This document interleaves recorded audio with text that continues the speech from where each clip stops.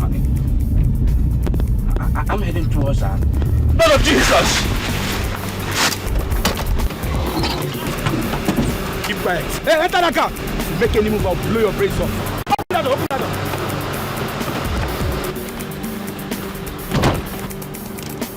Whoa! I move this car.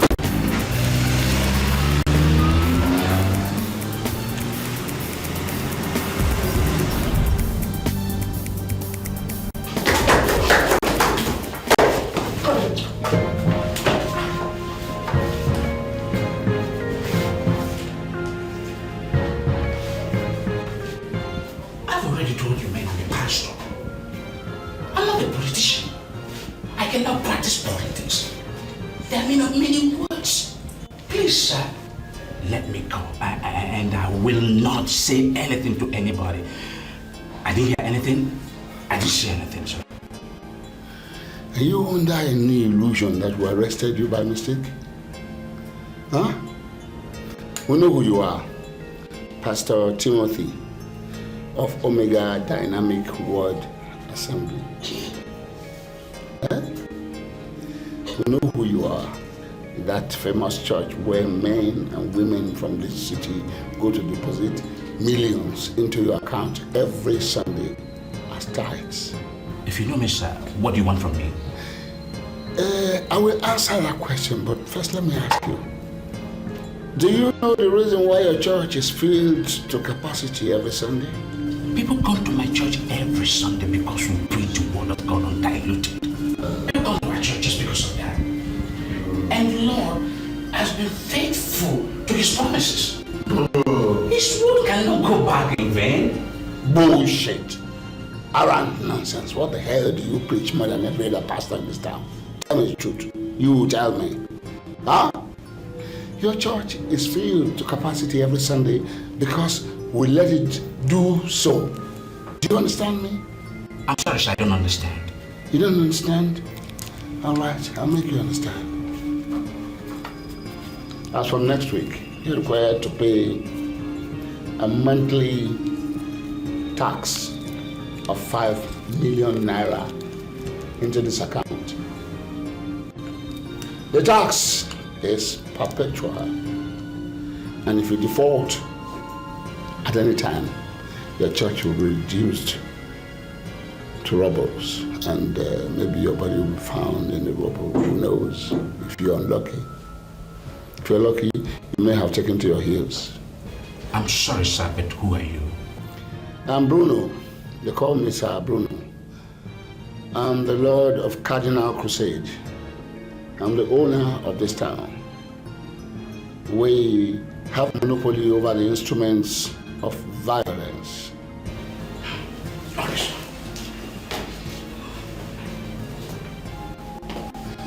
Come back here. I'm not through with you.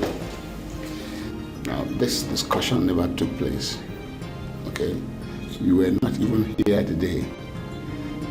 Because no other ear must hear what transpired here today. Because if it happens, then I'll send my boys to Jos to kill your parents. You know my parents live in Jos. Not only your parents.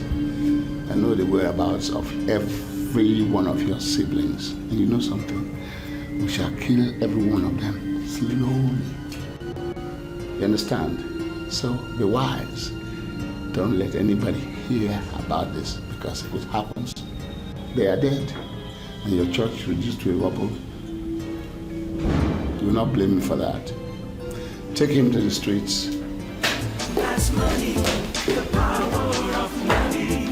It can put a smile on your face or make you cry. It can bring sanity or cause insanity. It can turn people to monsters. That's money, the power of money. Greed, deceit, the quest for fortune and fame. Are you still here? Go and eat your food. It's getting cold and it is getting late. Don't worry, Mom. I'll eat. That is what you will say every other night. At the end, you will not eat your dinner. My dear, you are not helping yourself. I understand that people are mindful of what and when they eat these days. But you don't have to starve yourself to death. Go and eat your dinner. I have asked you severally, and you have consistently turned me down. What do you want? I want to know everything about the circumstances surrounding my father's death. I am no longer a child, Mother. I want to know. I'm a graduate. I've asked you to explain to me, but you have continuously rebuffed me. And I have told you, Sarah, that your father died 5 years after your birth. It was unfortunate, but that is what happened. I have this feeling he was killed. Mother, you have to talk to me. I am no longer a child. I have a right to know. I have a right to know. Why are you suddenly this concerned? Your father died and was buried in peace. He may have been buried in peace, but I'm sure he didn't die in peace. I see him in my dreams, Mother. He looks worried, unhappy, sad. Mother, you have to tell me all you know. You have to tell me so I can see what I can do. Anything to help him rest in peace. For all we care, the person who killed Father might still be walking around freely. You have to talk to me. It's okay. It's okay. Now, go and eat your food. I will tell you after you must have eaten. You promise? I promise. Promise. Come.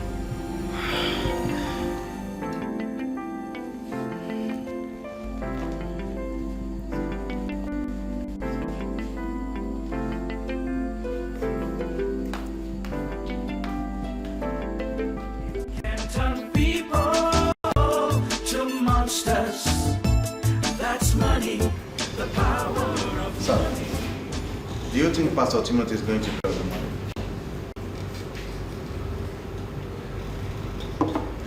If he doesn't pay up, I'll raise his church down.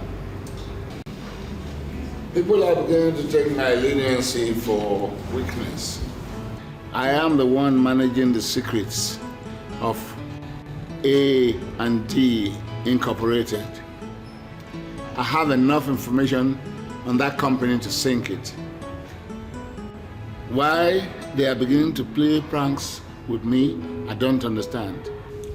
Sir, suffering in silence is never part of professionalism. Sir, I want you to tell us what you want us to do and to what level do you want us to take this thing to? No, we're not in a hurry. I don't want you to be in any hurry at all. I want to have enough time to think. In my own opinion, bros, I think the amount we are getting from A&D is small. Maybe that's why they don't take us seriously. So I suggest we increase our pay to 3 million naira monthly. In that way, they might take us seriously, sir. I have informed them that from now on, it'll be 4 million naira every month. And they have not responded yet. So I think a hit should be the next option. So we should all wait for that hit. Because that's what it requires now.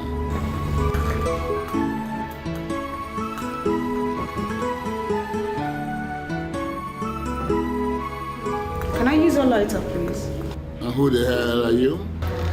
I'm Frances. Can I get a lighter from you guys? Take the lighter. And don't you ever interfere in other people's business, okay? Hey, Todd, don't be too hard on the girl. She's just a friend. Baby, Frances, come on, beautiful girl. Come on, have a seat here.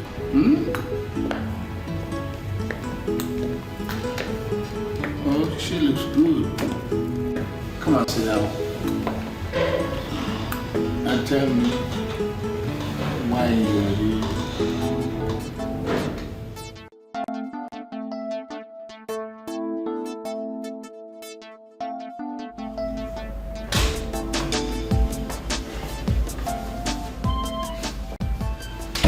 Sorry, man. You see your life? If not because I respect you, I would have gone. You gave me an appointment. Wait for me until 10, and then you turn your phone off. Look at the time, 11:30 in the night, and you're walking in here. I'm very sorry. You know, some other things kept me really busy. Really, I'm sorry. Okay. May I know the reason why you asked me to wait here? You see, I really don't like the way you are treating this man from Cardinal Crusade. I can't believe this.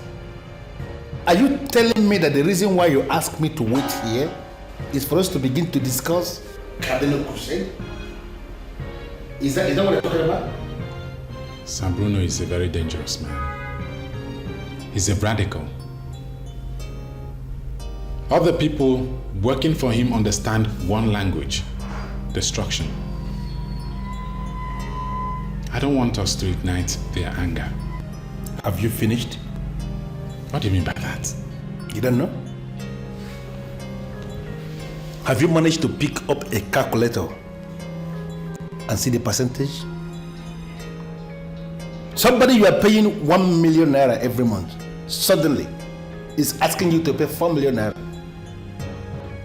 And you are telling me that I have to stay here and discuss that? You told me to wait here, that you want us to discuss something. And I was thinking it's something that has got to do with the welfare of this company. And you're talking of Cardinal Crusade? Why are you doing this? You want me to pay them 4 million naira or what? This is not just about 4 million. It's about negotiation. We're in business. So are they. You sit down, they sit down, we negotiate and arrive at a compromise. You get the security to lock up this place. I'm out of it. Please. Sorry. I'm so disappointed you wasted my time. I'm married.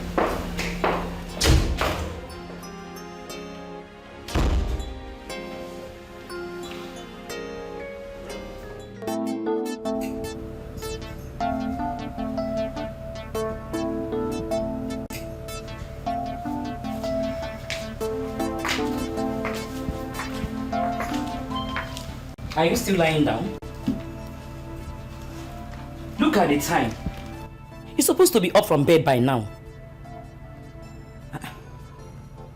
Are you not the one I am talking to? What is the matter with you? Can't you even say good morning to me? You forced me to eat late last night against my wish, promising you're going to tell me everything you knew about my father's death. You said nothing. And now you expect me to be excited and then say good morning. But I have told you I knew nothing about it. Your father died and was buried.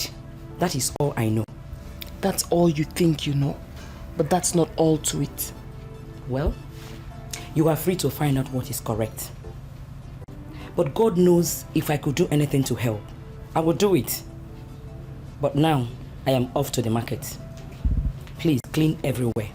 I will not be back early.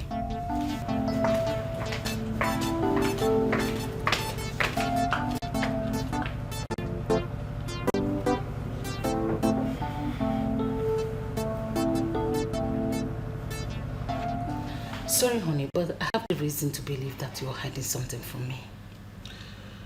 There's a difference between a man that is hiding something and a man that is not willing to speak. I am fine. But ever since you came back yesterday, you've been behaving awkwardly. Tell me, is anything going on? I am your wife. Why are you pressing this? You are my wife, no doubt, and I love you so much. Then tell me. Reason why you are behaving as someone who is under attack. Or has it anything to do with those people you called yesterday to say they were drilling you? I had a rough encounter with some men that are suspected to be part of the mafias in the city. What did they say? Tell me, what did they want? I want you to forget about it. I want us to focus to the church. God has blessed us so much, and I don't want anything to come in between us. Please forget it.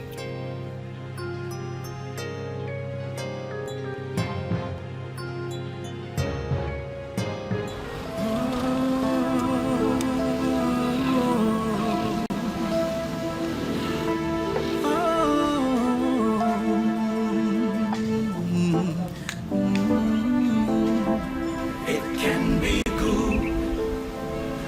or bad. It can bring happiness or sadness. It can suffer. Send for me. Yes. Go and sit down, I'm coming.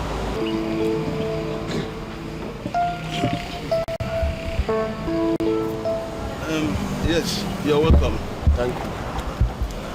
I sent for you because certain things are not right. Certain things are... What do you mean certain things are not right?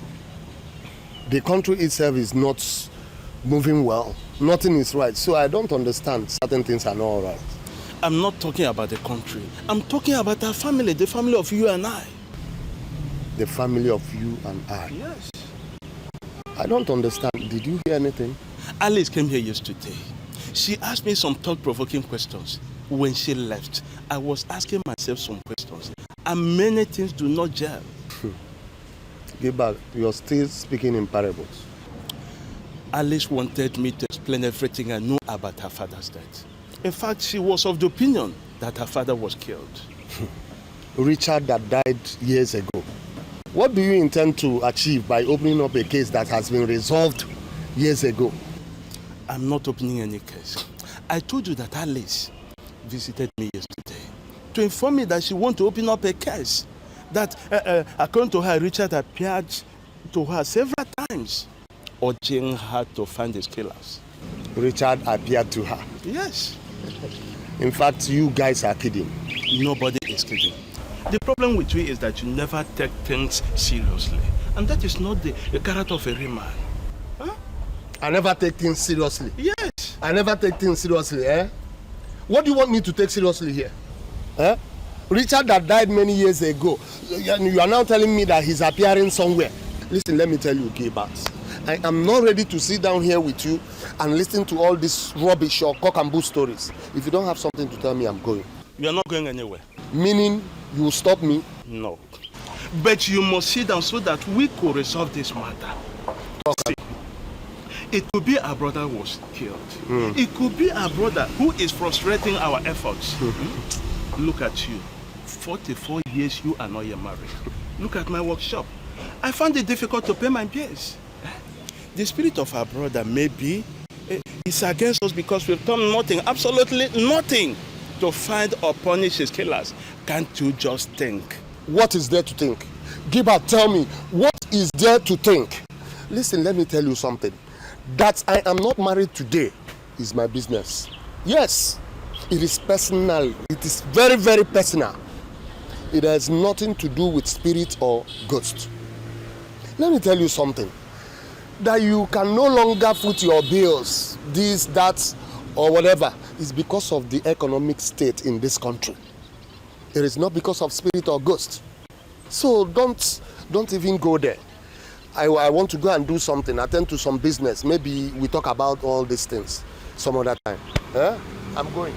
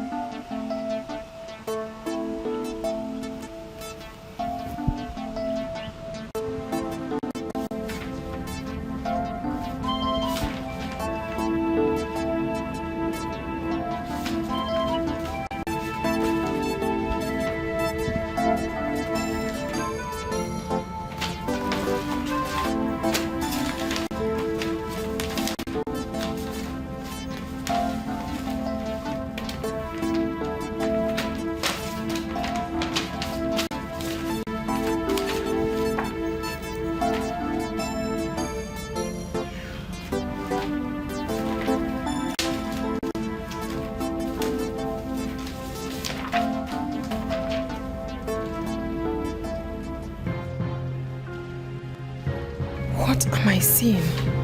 My mother never saw these documents. Could it be?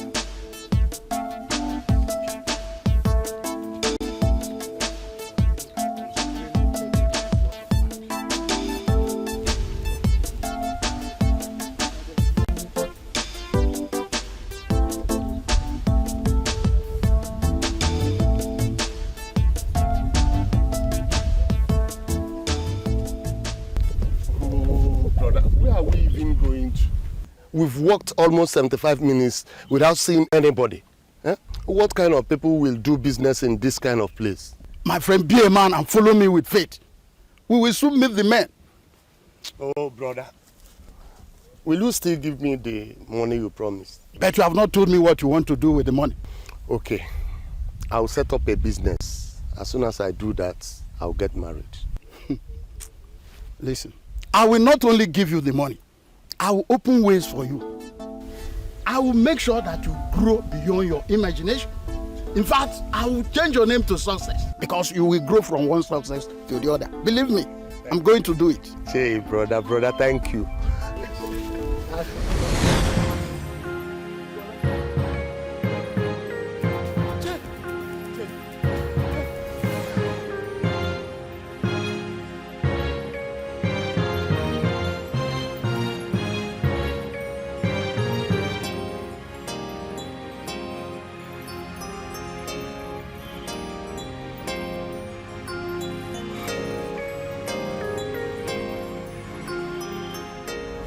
Gilbert is right. She's going around appearing to be. Oh my God.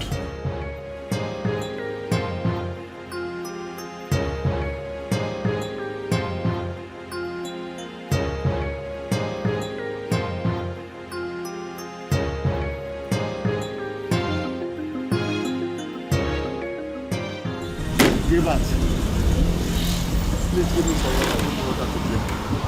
What's the matter? Just go and sit down. Cheers.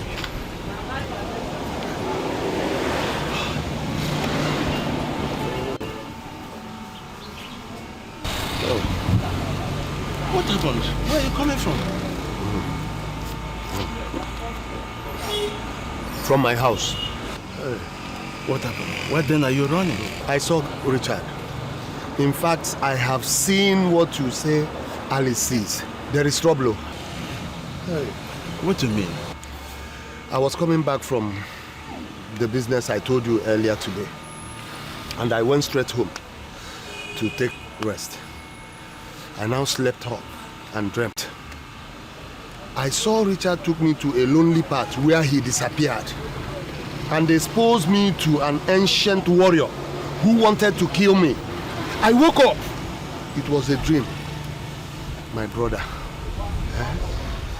I have never witnessed this kind of dream since I was born. This is serious. Nightmares normally come in the night. To see nightmare in the daytime is something really serious. That is why I ran straight here. I don't want to witness this kind of dream again. Have you seen what I'm saying? Alice must not be ignored. Yes, Gilbert, I have seen it.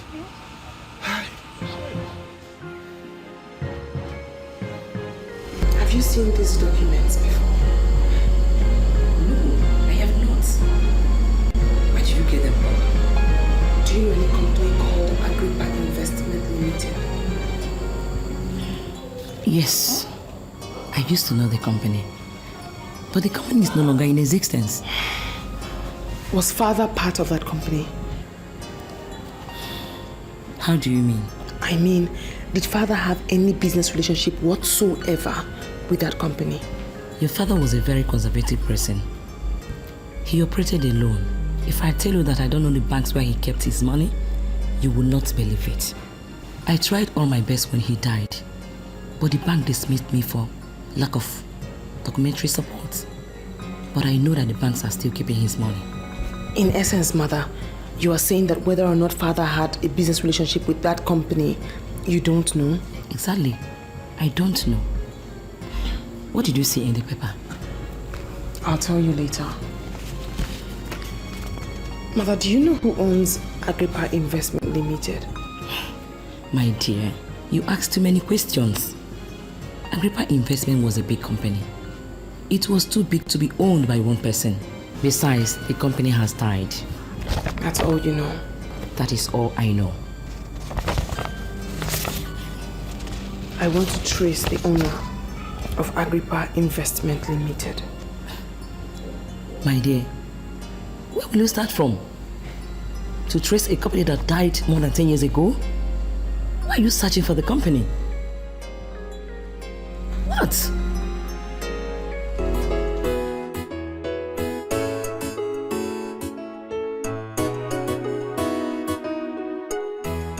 I'm actually here in line with my investigation about Agrippa Investment Limited.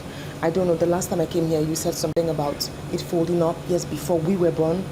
And I was wondering if you found out anything new. I'm not supposed to do this. Listen, I know. Just assume you're doing this as a favor for a lady like yourself. I honestly believe my father had something to do with that company, and that's why I've come to see you. Because you are an official of the Corporate Affairs Commission. Please, I beg you. What else have you found out? Agrippa Investments Limited merged with Defcon Transvanity Limited. The two companies now answer A&D Incorporated. That's the company, that's the name we have in our records. If you want information on Agrippa, I'll advise you go to A&D. I suggest you know where that is. Sure, yes. And that's money, the power of money. It can put a smile on your face or make you cry. It can bring sanity or cause insanity. It can turn people to monsters. That's money, the power of money. Greed, deceit, the quest for fortune and fame. That's the order of the day.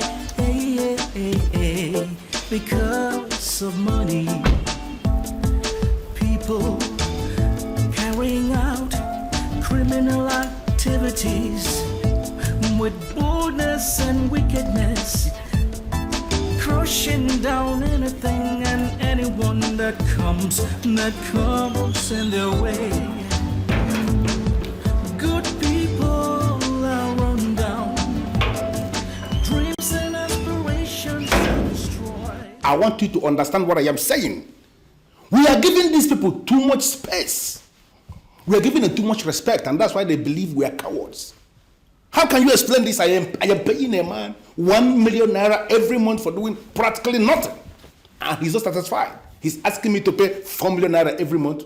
What is he doing? How much are we making in 1 month? How much? You are mixing up a whole lot of issues here. Really? The organization is evil. Yes, I agree. Thank God you know. But they are powerful. Powerful? Excuse me, sir. What's going on there? Excuse me. Excuse me, sir. So I told you you're having a meeting. You pushed me down and continued to your office.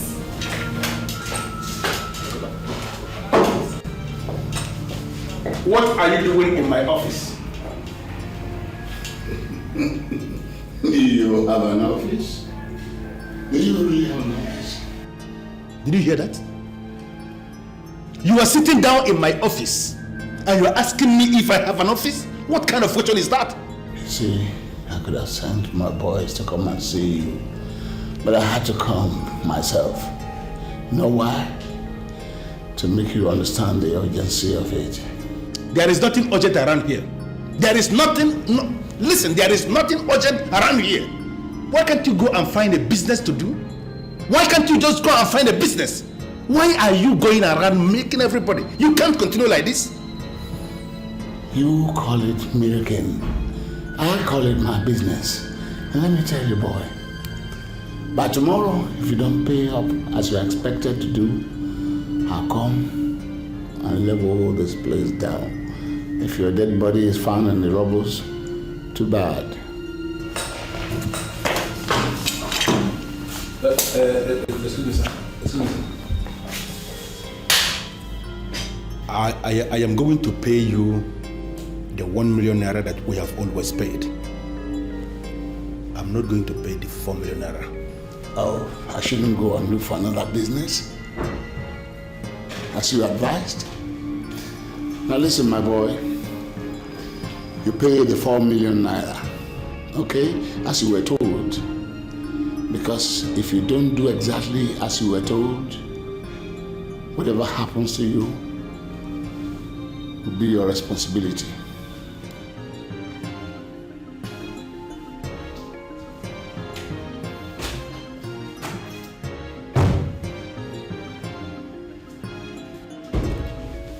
I hate this man. That was not what I expected you to do. You are causing problem for everybody here and I don't like it. Benson, what are you talking about? I should begin to do what? I should pay him 4 million naira? How do you explain that? The approval we have is for 1 million naira. I can't pay 4 million. I'm not asking you to pay him 4 million. It's all about negotiation. Listen, he can accept 1.5 or even 2 million. All you need to do is go to the casino or wherever he is, sit down with him and negotiate. You have to iron this thing out this night. Now listen to me. I am not a terrorist. That man I just left here now is a terrorist. And I cannot sit down and negotiate anything with a terrorist. Second, I don't go to casino to do anything because I'm a Christian. What's funny? I know you're a Christian. I am a Christian. That man that just left here, he's a Christian. And whoever owns the casino is also a Christian. We are Christians. Listen, I am not asking you to go to the casino and fool around. What I'm asking you to do is business negotiation.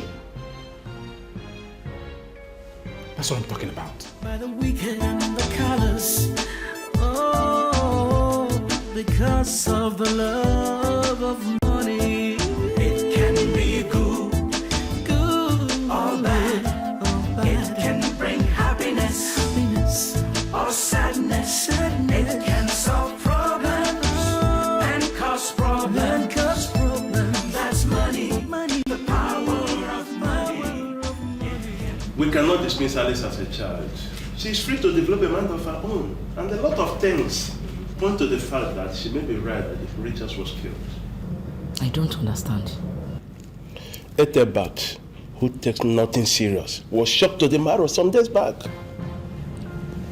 Ethelbert? Yes. What happened? Richard appeared to him in a broad daydream with an Asian warrior that would have killed him. When he woke up, he found out she was dreaming. He ran to my workshop to confirm that Alice may have seen one of few things. This is unbelievable. How come he has appeared to everybody and he has never appeared to me? He has also never appeared to me. But as a man, I now know that a lot of things are not right in the family. How do you mean? Before the death of your husband, Richard, our family was a promising family. There was progress everywhere. But since he died, it appears like if there is a cloak covering everybody. My business is no more flourishing. Look at Ethelbert. As old as he is, he's not married. And he's not thinking about that. Coming to that one, Ethelbert is thinking about marriage. He told you that? He wants to marry me. He has proposed to me even more than 10 times. You are not serious. I am serious, and I don't know what gives him the impression that I would like to marry him. Good evening, Uncle. Oh, my dear, how are you? Fine. Mommy, good evening. My baby. You're back. Yes. Thank God you're here, Uncle. I was actually thinking of coming to your workshop. I needed to discuss some things with you. Ah. Is there anything the matter?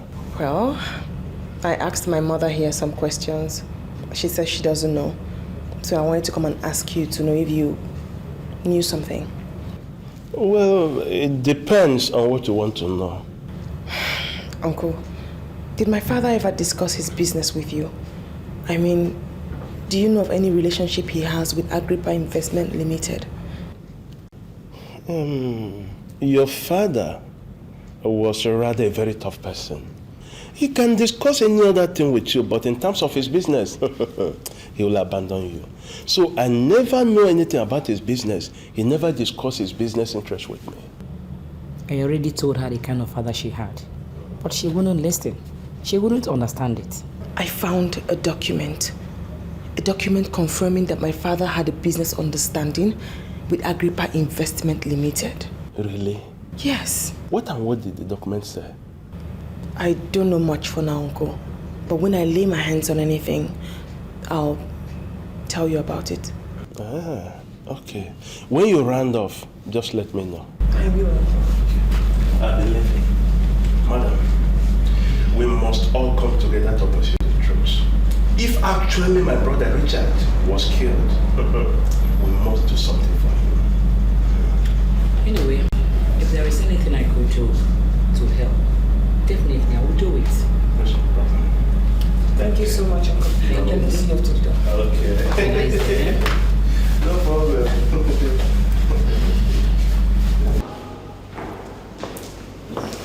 Hello, please, I am wondering if you could be of help to me.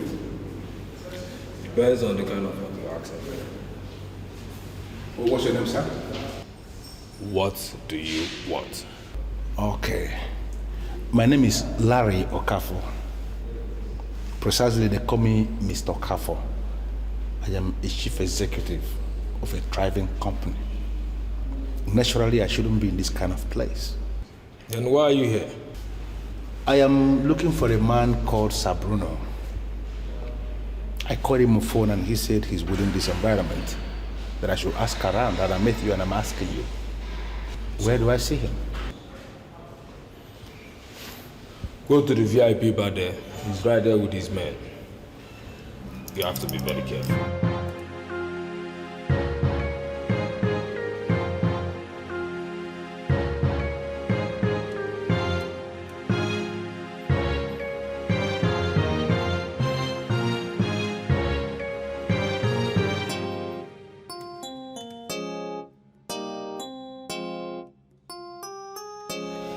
Now go straight to the point. Sir,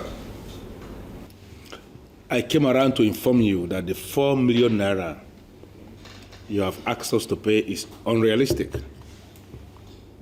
We, the managers of the company, are not the owners of the money. We manage the money for the owners of the company.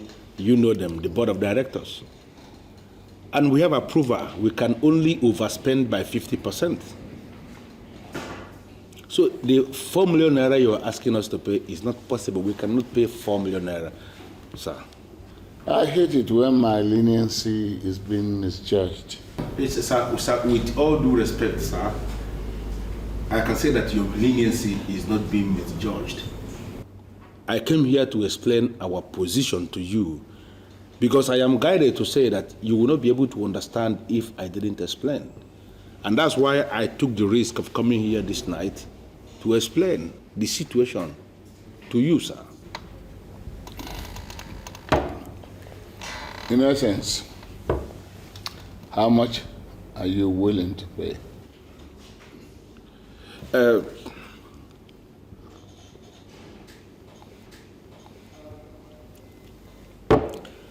Sir, in line with the approval I have, I can pay you $1.5 million. $1.5 million. I'm a professional, and so I understand others. Thank you. I will take 2 million naira from you last, and the payment will be on Monday. If you fail, I will carry out my plans. Sir, there will be no need for you to carry out the said plans. Because what you are asking me to do is going to be very hard. For me to pay you anything above 50%, I have to get approval from the board. And this approval takes time to come, sir. I think you can understand this. All right. Okay. Pay the 1.5 now. And I'll give you 2 months to get your so-called approval. If you fail to do so, don't blame me. Thank you very much, sir. I am impressed. At least the meeting has managed to yield something tangible.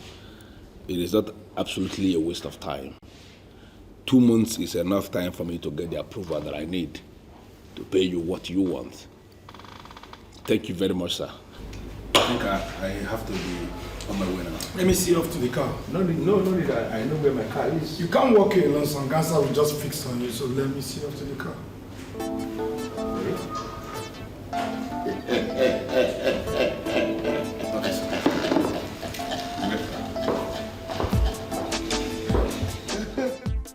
Yes, Inspector Jide.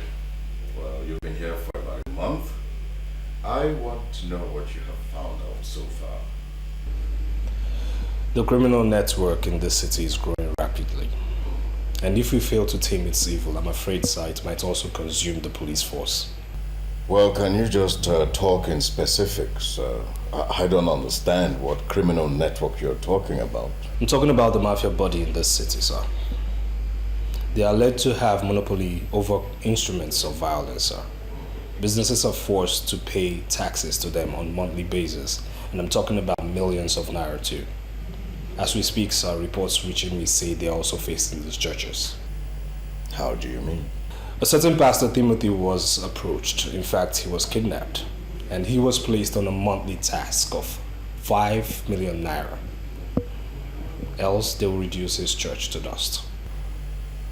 I mean, that's, blow up the church or something. Exactly what they told the pastor, sir. Sir, according to them, they say the only reason why people come to his church is because they, the mafia, allow them to. If the pastor fails to pay them this 5 million naira monthly, sir, they would stop his congregation from trooping to his church. Well, what's all that? Stopping congregation from trooping into the church? I mean, how are they going to do that? I don't know, sir. But the truth of the matter is that I'm out to dismantle their network. Oh, no. Oh, this is not something we should start hurrying about, okay? You need to give me time to conduct my own investigation. All I just want from you is the dossier you have on this group. Well, sir, I've already prepared a dossier. Good. But I'm still gathering information on the mafia. But still, I can tell you what I have. I can rely on nailing the mafia real hard. Inspector Jide, I am the area commander here, and you report to me. I mean, what's this hit and hit all about? All you need to do is let me have your dossier. Let's see what we can do with it, and then from there we can begin to talk. Okay, sir. Good. Thank you.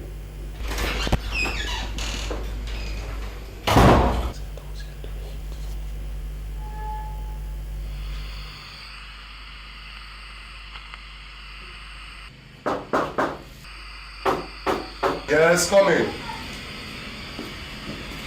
This one you are still tired of. Are you alright? Welcome, good morning, Gilbert. How's everything? No problem. This one you are at my house this morning, I hope. There's no problem. I went to Richard's widow yesterday and I discussed the issue with her. Like me, she was also beginning to believe her husband was killed. So what do we do? I also met Alice. She asked me if I know anything concerning business understanding Richard had with Agrippa Investment Limited. Well, Agrippa as a company has been expunged from the lexicon of companies. I know. But do you know if Richard had any business understanding with them? You were closer to Richard than myself. And if you don't have knowledge of business understanding, I don't know. Anyway, Alice is coming to my workshop later today. She says she found a document that suggests Richard had a business link with them. Document? Yeah. I don't know about that. One more thing, Ethelbert. Why would you make marriage proposals to Alice's mother without mentioning it to me? Why? Gilbert, she told you so. Of course. How else will I know if she didn't tell me? Has she accepted the proposal? Oh, you have not answered my question. What are you asking? Why would you make that kind of proposals without my knowledge? Why? How is it your business? It's my business. And what does that mean? Gilbert, listen, let me tell you something. That woman might not be young. She might not be extremely beautiful, but I tell you something. She is the only woman that possesses all I needed for a wife. She's good, she's cute. Could you imagine? Since her husband died, she has remained calm. Nobody visits her in her house. In fact, I think the best thing to do for her is to marry her. So you are saying this? Ikwe say ma, obro ife niile ka na akuzili mmadu. So rapu opu. Well, I am sorry, Mr. Kawuri, but I think you have to write something that is more detailed. I'm not comfortable with what I'm seeing here. Please. What is on the phone? Have you made the deposit? Yes. The 1.5 I paid in was the least. Some others were paying 2 million, 3 million. A lady actually paid in 5 million. I don't get it. I can't understand how they've been able to hold all these companies to ransom. Bessie, may I know the names of these other companies that were paying them money? I didn't get them. I don't know. So what do you make of these developments? This syndicate is controlling this city. They've caged everybody. They control everybody. They've converted every company to their paymasters. They do practically nothing, yet people are paying them heavily. Am I not vindicated? Are you not beginning to talk like somebody who actually passed through professors?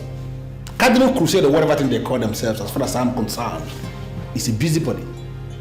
And we have to, treat them as a corporate entity that is driven by law and due process. You understand what I'm saying? I really do. Yes, Amanda, what is it? Excuse me, sir, there is a girl I must. Who is she? She said her name is Alice. Alice. I don't know anyone called Alice, but send her in. Maybe I should step out so you could have time to chat with this Alice girl. Well, just be careful, the stairs are low. And you never can tell. Do you actually think that this company is one of those useless companies that one girl can come in and ruin? She could be one of those Jezebels that could run down this company. Benson, please go. Good day. Good day, sir. Yes, good afternoon. Please, are you the boss of this big company? When wonderful people like you say something good about this company, my head grows bigger. Are you the boss, sir? No, I am not the boss. I am actually the general manager. The guy that just left here is Benson. He is the one in charge of domestic operations. If I must tell you, this company doesn't belong to any one man. It belongs to some shareholders and they appoint managers to run the place. I understand that Agrippa Investment Limited actually merged with another company called Devcon Transvanity Limited to become A&D Incorporated. Who are you? I mean, didn't you see the sign outside the gate there that we don't want journalists inside this compound? No, sir. I'm not a journalist. Then who are you? And why are you asking me technical questions?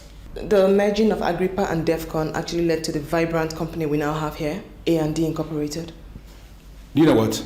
Level up to me. Do you want a job, please? Do you have a job?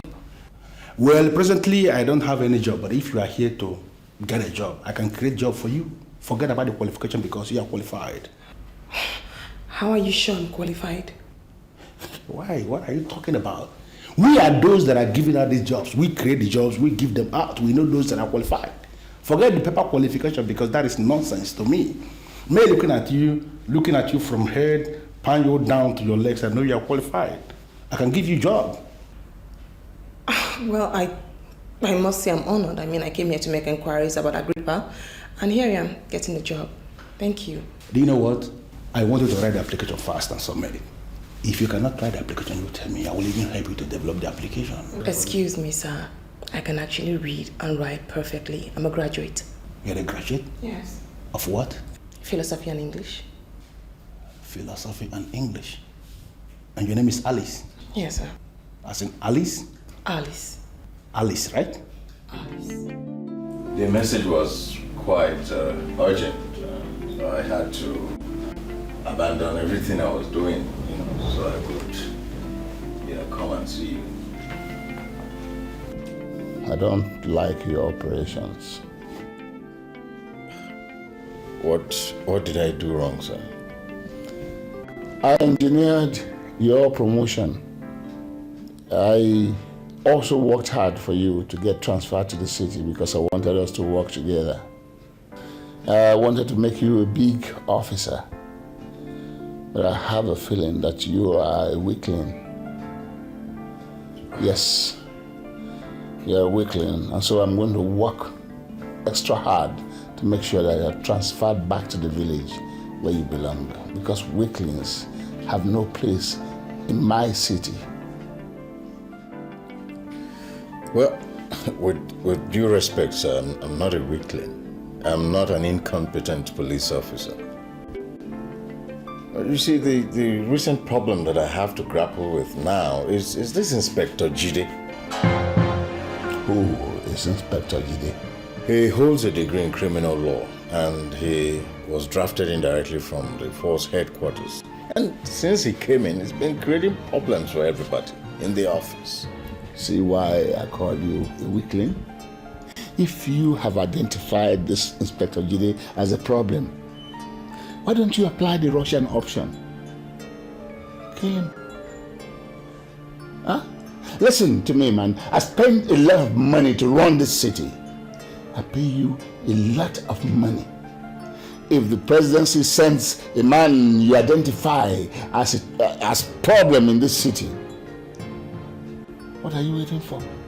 Eliminate him. It's not as easy as you think, sir.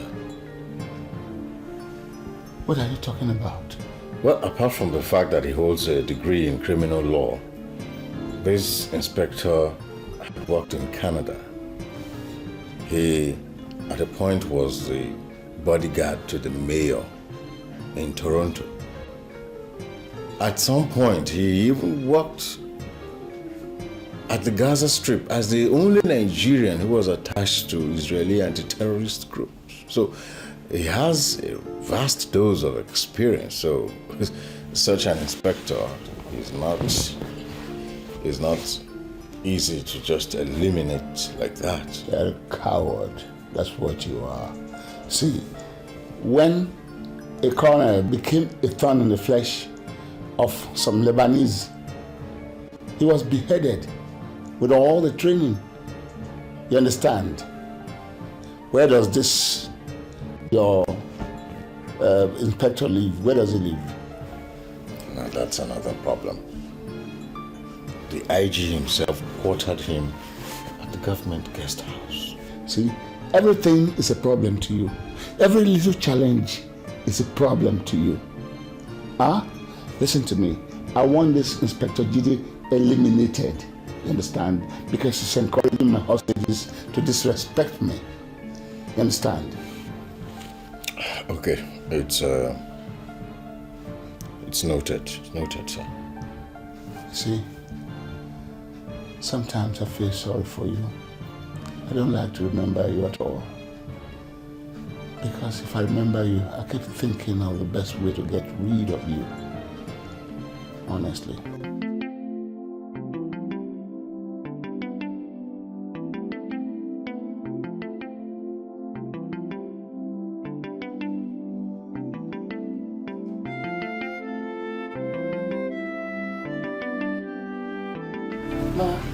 Are you writing another examination? No, I'm not. Go and have your dinner. I will eat more. Go and eat now. The food is getting cold.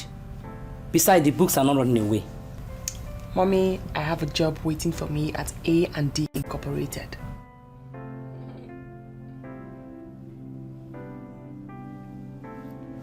What did you say? I went to the general manager. I wanted to ask questions, and then he offered me a job. So he asked me to write my application and submit it. So I'm trying to proofread so I don't make a mistake. Just like that? Just like that. I thought the man was joking, but he seriously did have a job for me. I'm so excited. I don't want to make any mistake with this application. Anyway, I am not trying to dissuade you, but I am not sincerely happy with your association with that company. Mommy, wish me luck. I know what I'm doing.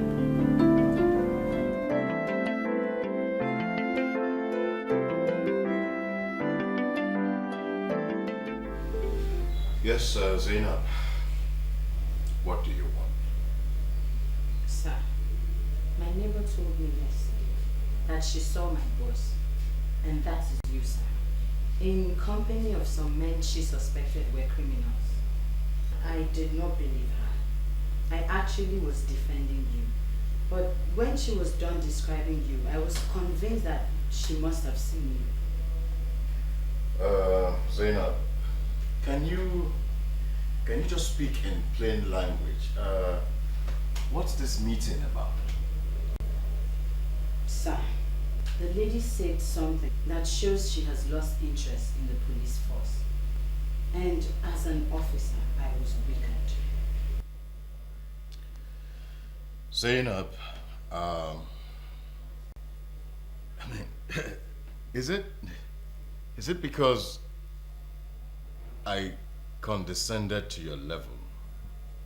Because I laugh with you. I crack jokes with you. I laugh with you. That you have the impetus to walk into my office and talk to me, suggesting insubordination? I'm very sorry, sir. But the conclusion you were drawing on me is not fair. The masses are living on the grace of God, sir. And all I wanted us to do is give them hope as police officers that we are, with our conduct. Zainab, get out of my office. Yes, sir. No, come back here, come. If I ever hear this outside this office, I will not just break your hands in this force, I will break them where?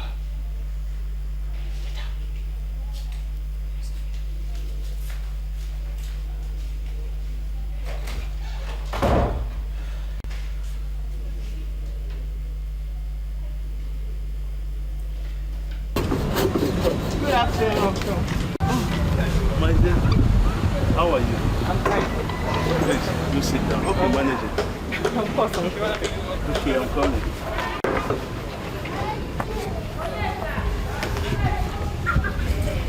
You're welcome. Uncle, how is work?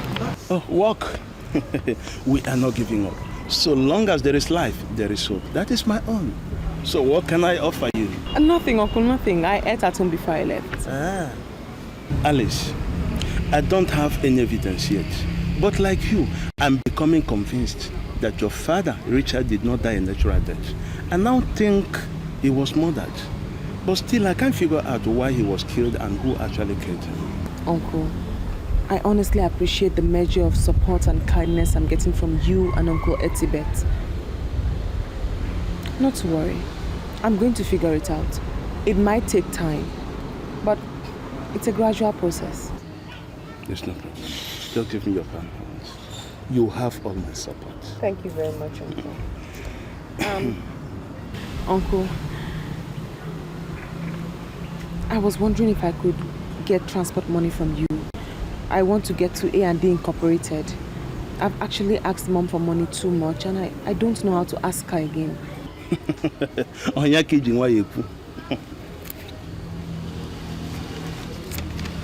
Would this be enough? Uncle, it's more than enough. Thank you. Oh, don't mention. Alice, if I may ask, what are you going to do at A&T Incorporated? Because that company has a link with the mafia. What are you going there to do? The general manager actually offered me a job. In fact, I'm going to submit my application. The general manager offered you a job? Yes. That's strange. Huh?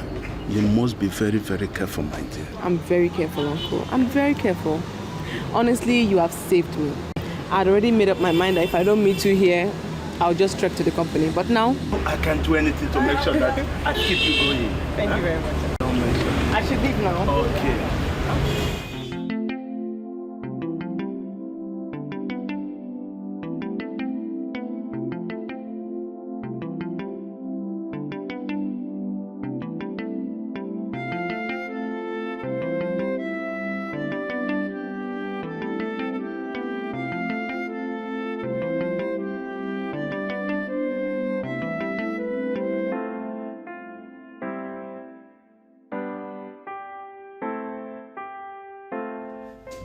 Good day, sir.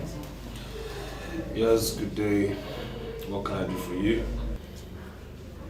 Sir, can I shut the door? I want to speak with you. Shut the door. And why would you want to do that? Sir, I want to speak privately with you. All right, go ahead, shut the door.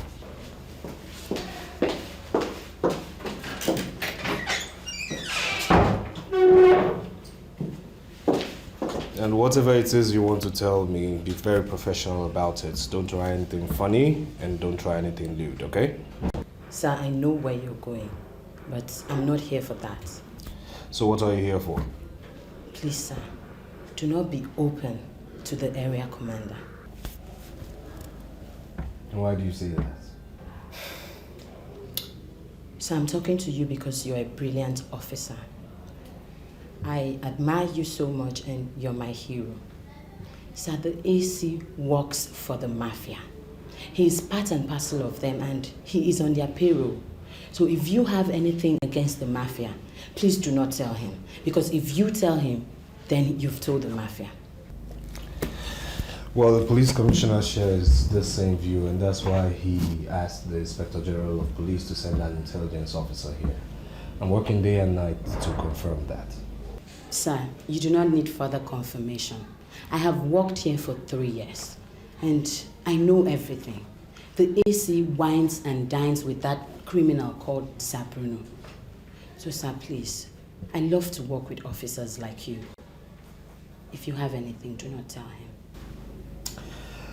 Well, thank you very much. You may go now. Thank you, sir.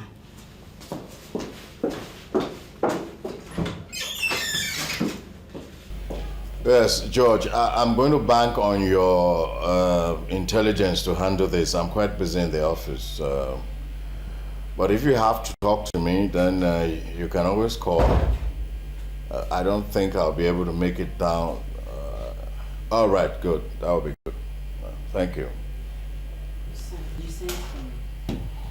Yes, Zainab. Sit down.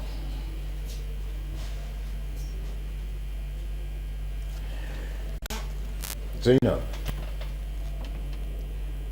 what do you think about me?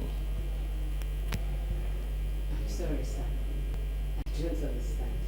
Okay.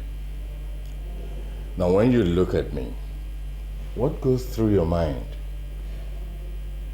That you're a very intelligent officer, and that's why you're the area commander. Thank you. Thank you very much.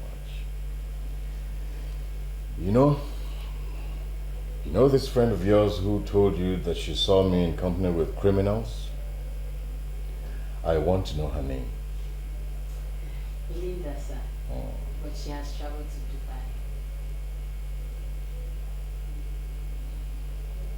All right. When she comes back, you tell her I'd like to see her. Yes, sir. But I hope you do not have any problem with what she said.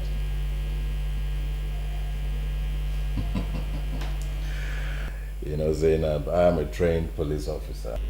I don't have a problem with anything. Nothing creates problems for me. I just want to see your friend. Okay, sir. But was she right when she said she saw you in company with suspected criminals? Zainab, this discussion is over. Yes, sir.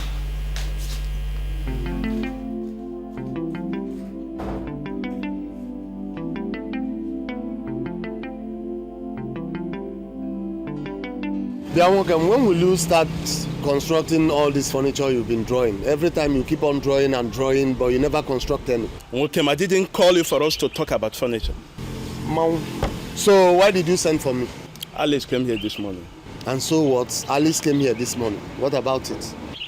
She said she met with the general manager of A&D. He offered her a job. She has gone to submit the application. You see what I mean? She went to submit an application for a job that has already been given to her. I suspect that manager is up to something. Listen, let me tell you. Please, warn her and advise her to mind the way she deals with men. Because if not that Alice is my niece, I would have married her. Ethel, do you know you are becoming a jester? First, you want to marry her mother, and you want to marry her too. See, I have money, ego, but there is no good wife. Ladies, here and there, but no one is good enough to be a wife. How will you define good? Define good? Yes. You have fitting under the cloak of looking for good for 40 years. Your situation is becoming an embarrassment to the family. They are welcome. Don't insult me. I am sorry if you take it as an insult. But I only call you for you to go to A&D company and know how Alice is faring. See what I'm saying? I should go to the company and know how Alice is faring. See, that girl, Alice, is a big girl. And besides, she's a graduate. She can always take care of herself. Okay? Do not send this kind of message to me again. Ethel, Richard will do that for you. Why can't you do it for his own daughter too? Now I see. This is a deliberate attempt to get me angry. But I won't fall for it.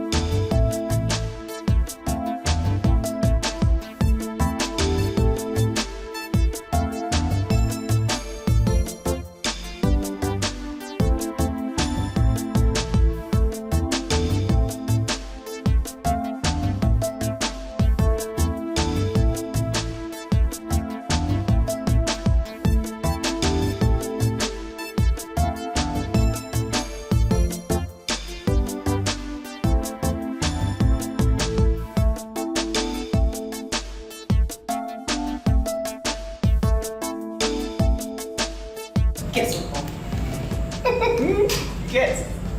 Guess what? Just guess, mother. Try. I can't guess anything. What is it? Okay. I got it. You got what? I got it. Remember the job I told you A&D Incorporated? I got the job. They gave me 200,000 naira wardrobe allowance immediately. Yes. Wait. Don't take it as if I am not happy. But are you sure you are not walking into danger? Companies do not give wardrobe allowance to young, inexperienced employees. I am not walking on danger. We are going out to celebrate. Come on. Come on, Mom. Let's go dress up.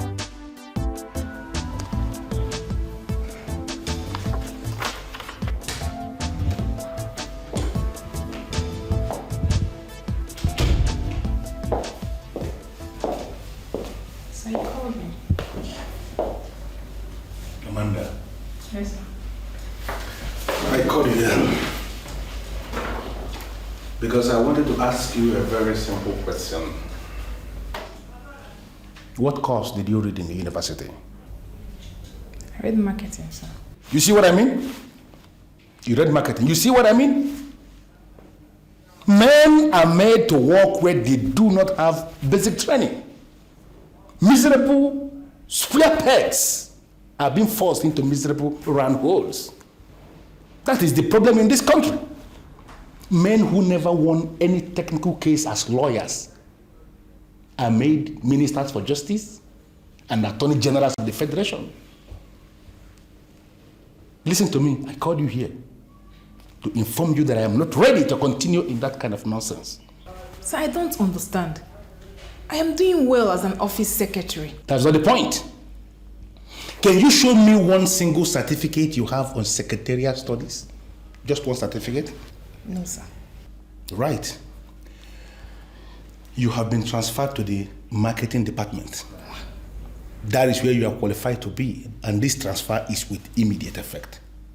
But don't give me any bit. Mr. Kaure, the head of the marketing department, has been briefed, and he's waiting for you to resume there as a marketing officer. And Amanda, I want to wish you success in your future endeavors.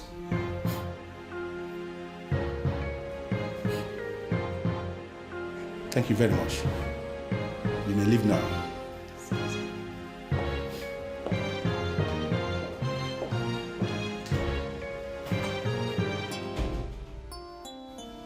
There is always a time when nonsense must end. Yes, Inspector. I asked for a dossier on the activities of this mafia. I mean, I haven't seen it. Why haven't you given me that dossier? So I want the information you inherited on the activities of the mafia. You gathered and developed yourself. I want to gather your information and mine to produce an authentic dossier, sir. Well, I didn't inherit any dossier or information, and I didn't prepare any one by myself. Then there's something fundamentally wrong with the policing in this city. What are you talking about? Serious criminals operate in this city illegally. They become so powerful that churches and businesses fear them. They eliminate people anyhow. And the police in this city, both past and present, do not have any information on their activities. Sir, that is a dent to the image of the police force. And that is why I said there's something fundamentally wrong with the policing in this city. So, are you putting the blame on my office? So your office is saddled with the responsibility of policing this city. And if that job is not diligently done, then, sir, I blame it on your office. You have no right to insult me. You're only an inspector. I am not insulting you, sir. But I say your office hasn't been fair to the masses of the city. They look up to the police for protection. And in a situation whereby the masses feel that the police are part of the mafia, then that is one ugly, embarrassing situation that needs addressing, sir. You know what I want you to do? I want that dossier prepared and given to me immediately. So I am not presenting my dossier until I have the information you have on the mafia. And if you say you don't have any information, then I don't have any information for you as well. Do you realize that I'm your boss? Do you realize that you take orders from me? I take ultimate orders from the man who sent me here, the Inspector General of Police. Have a nice day, sir.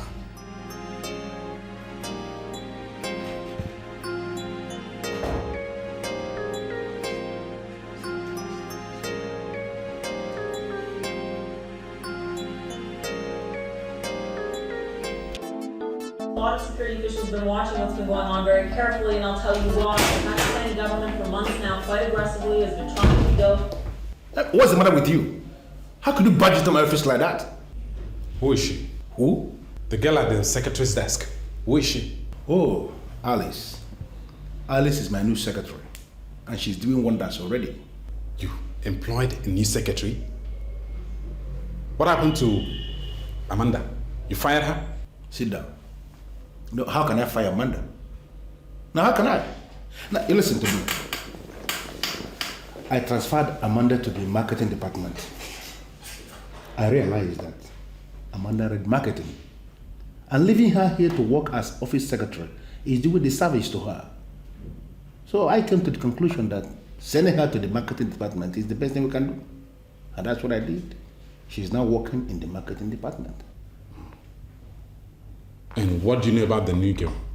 She started work only this morning, and I think I have to know her with time. You know nothing about her, and you employed her as a secretary in this office? Benson, if we have to employ only those we know, now you tell me, who will employ those we don't know? See, I don't bother myself with things like that. But you've got to understand that this company is unlike others. We can't just employ anybody we see. Benson, listen to me. You don't have to entertain any fear. That girl is working for me. She is answerable to me. Okay? This is about appearance, right? Listen, you cannot trust appearance. There's a difference between appearance and reality. Why are you like this, Benson? I mean, why are you like this? Must you bring philosophy into every single thing? Appearance and reality. Indeed, very simple thing that has got to do with the secretary working in the office. Please listen to me, Benson. I employed her to work here as a secretary, and I am impressed with what I'm seeing. Please. Thank you. Amanda, just look at you. I have this feeling that you will never grow old.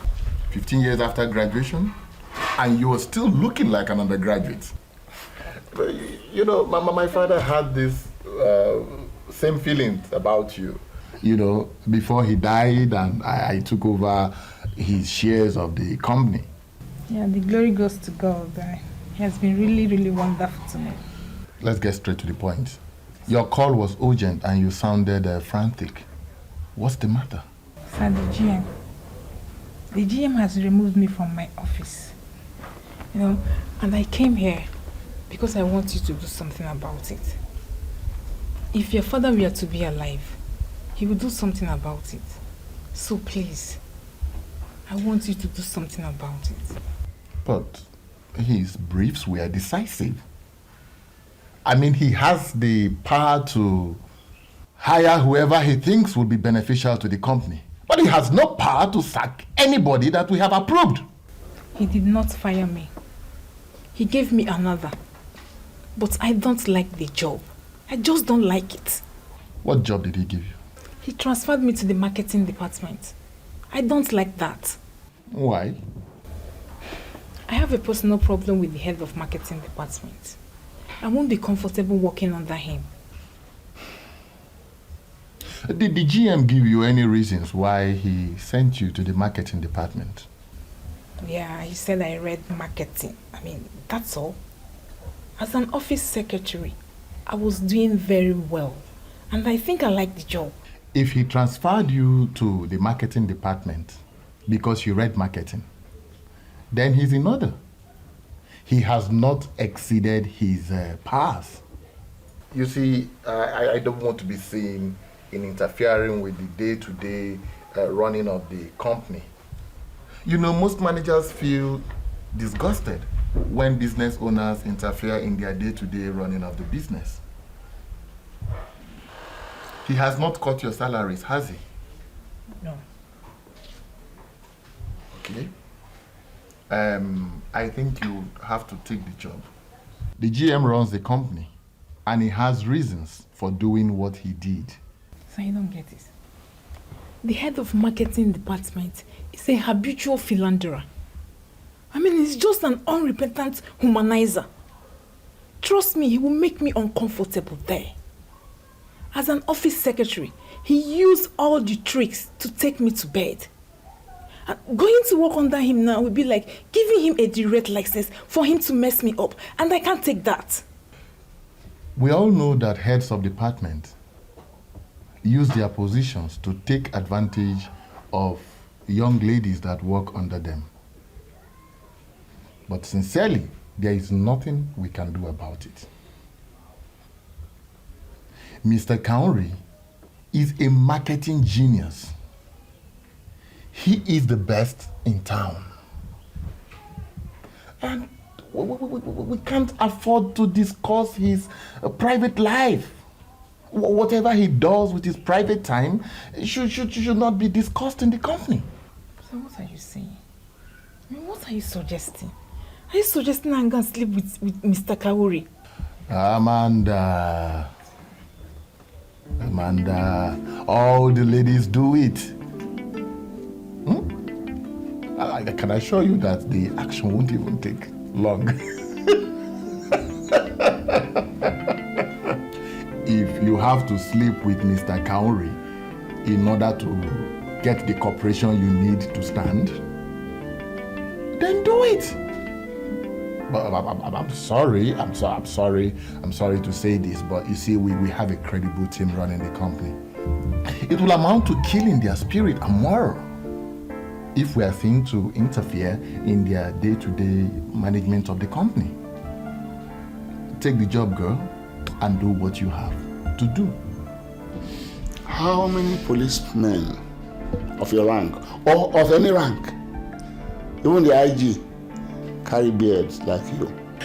Well, I must say, sir, that I'm about, the only lucky police officer to carry this beard. You're not giving me credit for my efforts at protecting you and getting you to get away with anything in the police force. How much do I pay you monthly? You pay me well, sir. I ask, how much do I pay you every month? 2 million. The cover you're giving us is not commensurate with what we are paying. And I called you here to register my displeasure in the strongest possible terms.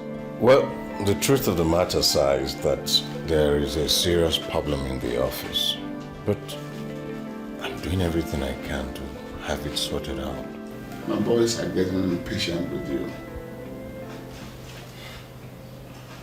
Well, sir, you have to tell them to be a bit more patient, because I'm putting all efforts on the table to have this whole thing worked out.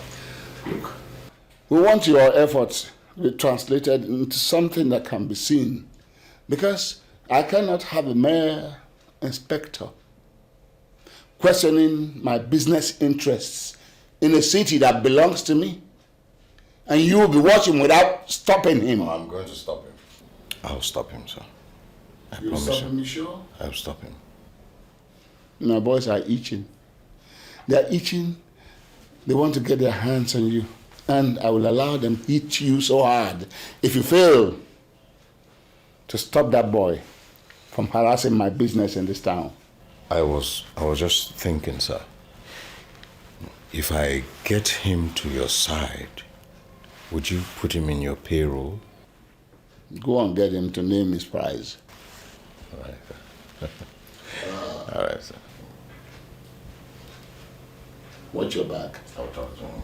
Watch your back. Area Commander, watch your back.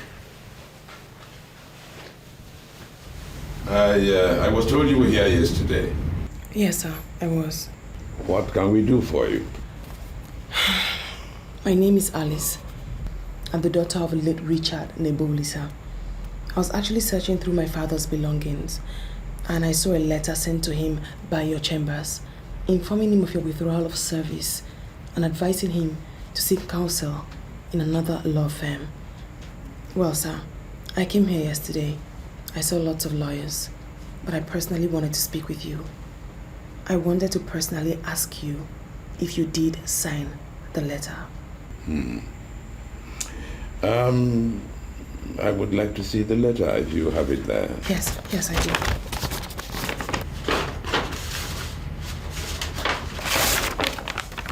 Here it is. Thank you.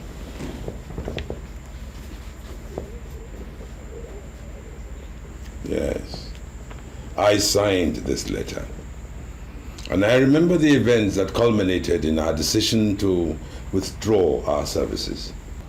Can you please let me into these events? Well, your father was a very difficult man. I'm sorry if you are not happy with that conclusion. No, it was our findings. He was a very cunning man and very economical with facts. I mean, but he wanted to invest large sums of money in a company, and he wanted us to represent him. Our findings reveal that he was not willing to open up. For example, he didn't want to tell us how much he wanted to invest in that company. He will not allow us to involve any member of his family. I mean, he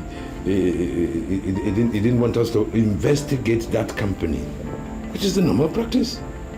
And he didn't even, in short, he didn't want us to do anything.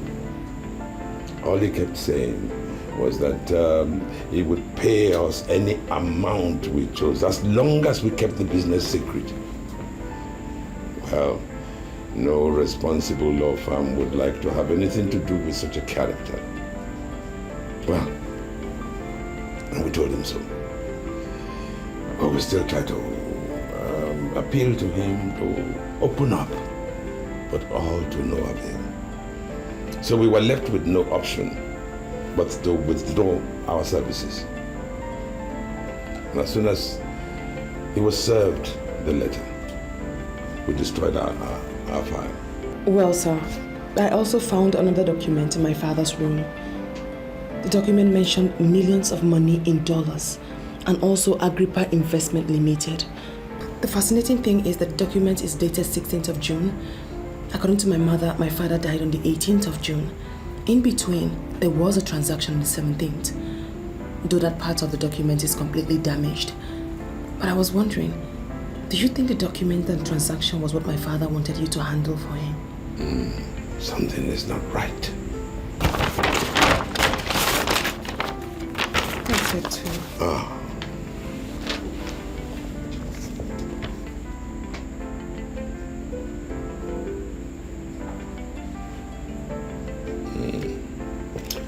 Something is not right. How do you mean, sir? See,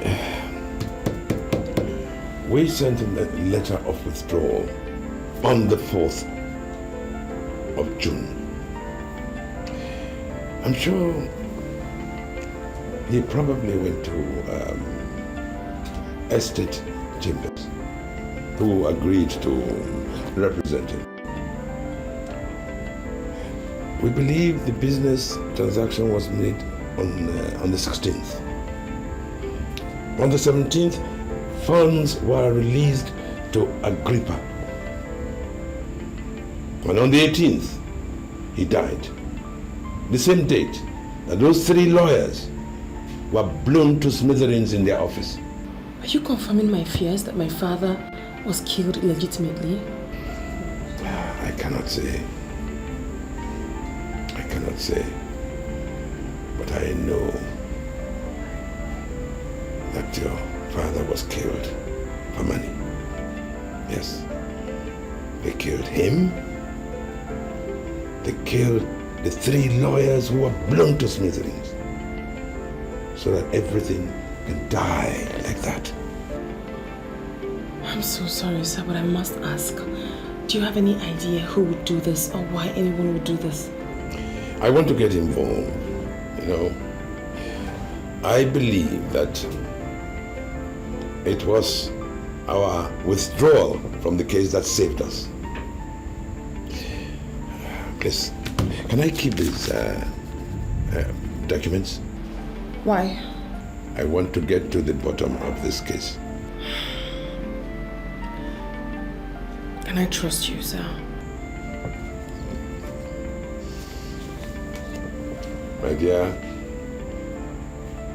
I am a lawyer called to the bar and duly sworn in to serve my clients with ultimate service. Yes, you can trust me. Very well then. I'll see you tomorrow. Good. I shall commence my own investigations immediately. I'll be honored. My pleasure. Same here. Thank you so much. Thank you, my dear. Now, may I know why you refused to pay into the bank as we instructed? He ruleth in his powers, and his eyes behold the nations. Let not the rebellious exalt themselves. Hey, is it me you are preaching to? Let God arise and his enemies be scattered. Let me ask you one question. You that can only kill the flesh and not the living spirit. Can you constitute yourself into an enemy unto the great God that divided the Red Sea? It's making reference to the Red Sea. Please, I want to see his red blood. The ground opened and swallowed Dathan and covered the ground of Abiram. The fire was kindled in their midst, and the flame swallowed the wicked. You are standing there and watching him. I said, I want to see his red blood. Attack! I command both of you to surrender under the supremacy of the God of War. What is it? What's the matter? What? You gave me wrong information. Wrong information? Yes. How? I don't give out wrong information. That's your Pastor Timothy of what's the name of your church? Omega Dynamic Word Assembly. Omega Dynamic Word Assembly is not an ordinary man of God, as you made me believe. What are you talking about? That man is my pastor, and I know him very well. He's currently lusting after all the ladies that sing in our choir. He's currently lusting after all the women in your church? Huh. Let me ask you this question. Has he slept with you? I'm sorry, Sir Bruno, but I don't understand all these questions. I already told you that Pastor Timothy is my pastor and we can make him pay. Only last Sunday, this man realized over 16 million naira from tithe and offerings. Admittedly, he's a hard nut to crack, but getting him to pay into your account monthly, oh, that is surely good business for the house. I saw that man in my dream and he looks very dangerous. This business may go wrong and you won't like what I'll do to you, honestly. Hey, it won't go wrong, okay? You know why? Because I'm fast. And your baby never fails. You know that, right? Won't fail. Trust me. Now come here. Come to bed. Listen. So, my dear, if you are sure you want to marry, then I can assist you get a wife. Why are you saying a thing like this? Huh? Why would I want a wife when I have someone like you? You tend to forget that I was married to your brother. Why are you permanently hoping for the impossible? See, whether permanently or not permanently, I know you are my brother's widow. But I want you to understand that for the fact that my brother is no more is not the end of the road for you. You need a man. You need to marry. You people are saying marry, marry, marry. Now I am ready for marriage. I want to marry you. But the problem is, are you ready to accept me? God.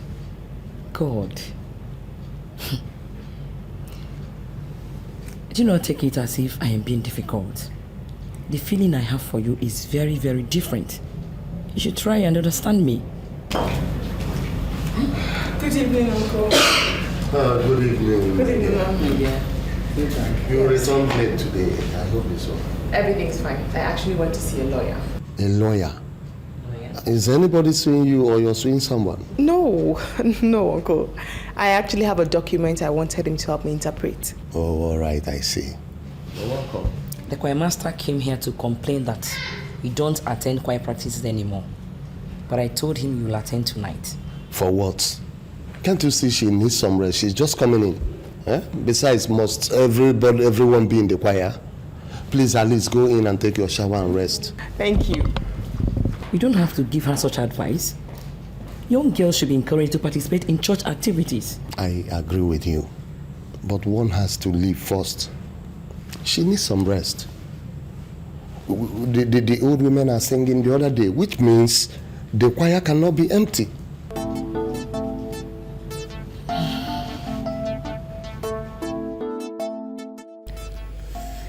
You know, do you know the golden rule of management? It says before you tell us how it is done there, you should be able to learn how it is done here. But apparently you don't understand that law. It depends on what you're talking about, sir. What I'm talking about is that you should face other police duties. Leave these criminal gangs alone. You see, we met them here. And these are deadly people. I do not want to start fighting criminals with this career of mine. I mean, these are deadly people and they show no mercy. Are you afraid of the mafia, sir? I didn't tell you that I was afraid of the mafia. How can I be afraid of the mafia? It's not possible. But you know, discretion, they say, is the better part of valor. I wouldn't want to risk my neck.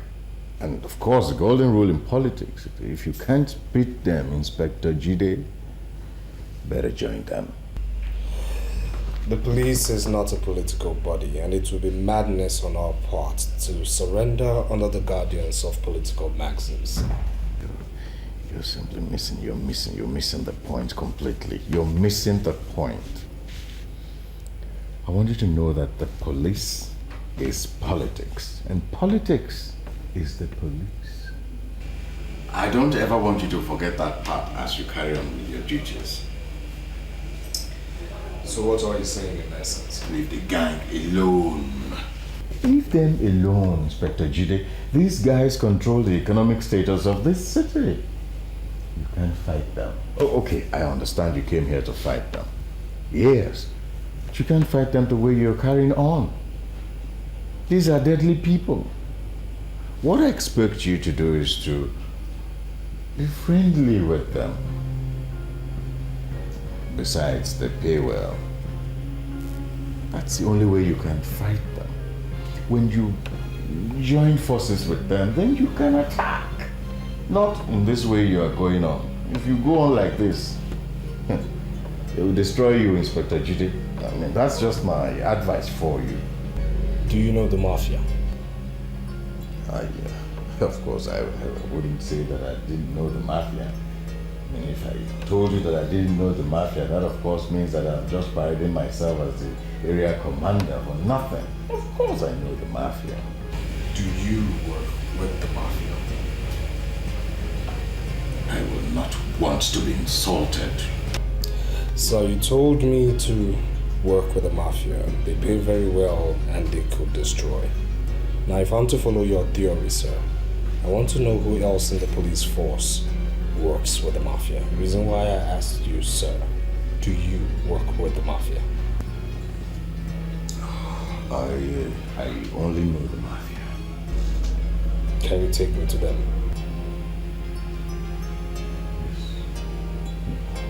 Of course I'll take you to the mafia.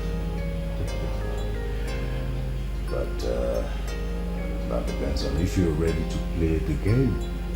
Of course I'll take you to the mafia. Maybe I say I'm ready. So when do we go? People carrying out criminal activities. Good day, sir. You sent for me.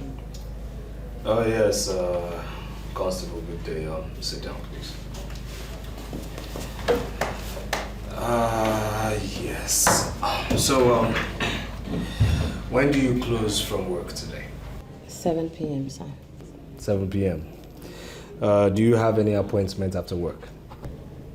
No, I don't. Why do you ask? Well, I would like to do some talking with you, and as a matter of fact, I'd like to take you out tonight. Sir, why don't we go to my place? There we can relax and talk properly. You want me to come to your place? Yes. Do you have any problem with that? You don't have a boyfriend who could make a surprise appearance. No, I don't. And why, if I may ask? I don't know why, but I'm telling you the truth. I think the boys are scared of me. I mean, a beautiful officer like you doesn't have a boyfriend. That's strange. Sir, maybe you do not understand. Most of the big girls you see around town do not have a boyfriend. And it is not because they do not want to, but because the boys are scared of them. Really? Well, this is one lecture I would like to hear in better and greater detail, so educate my ignorance. Sir, you see, the so-called big ladies are searching, praying, dying for companionship. And then the boys are just discussing that they're sleeping around. It would amaze you the kind of guys they date. Hairdressers, barbers, gym instructors, dry cleaners. Well, you cannot blame them because these are the kind of people they are close to, and so they rely on them to make themselves happy. It's all right. You know what? Why don't you write me your address here? I will come later and then we'll talk in detail.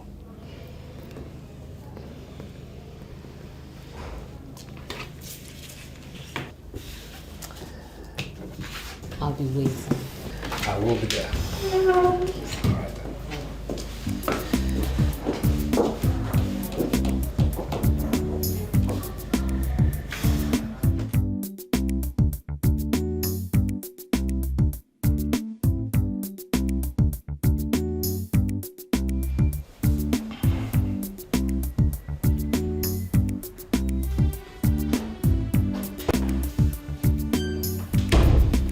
You sent for me, sir.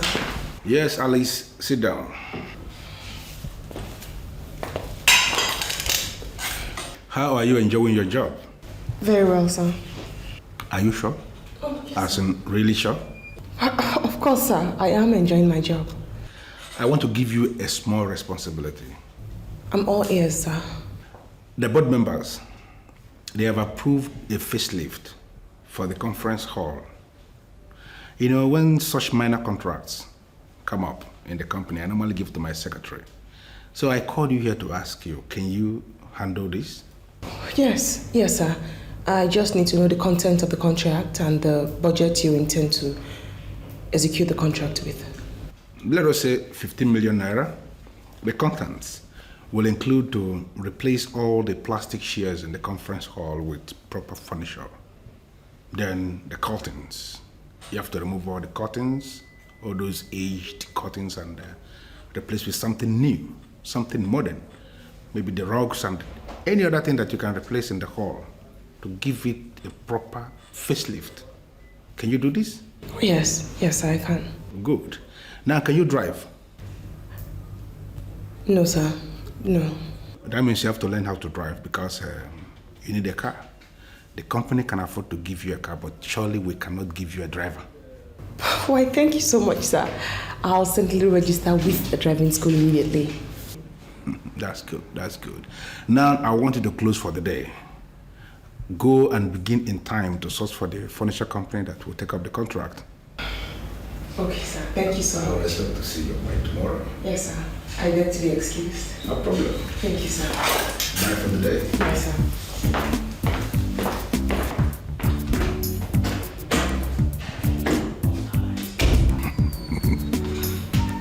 Good girl.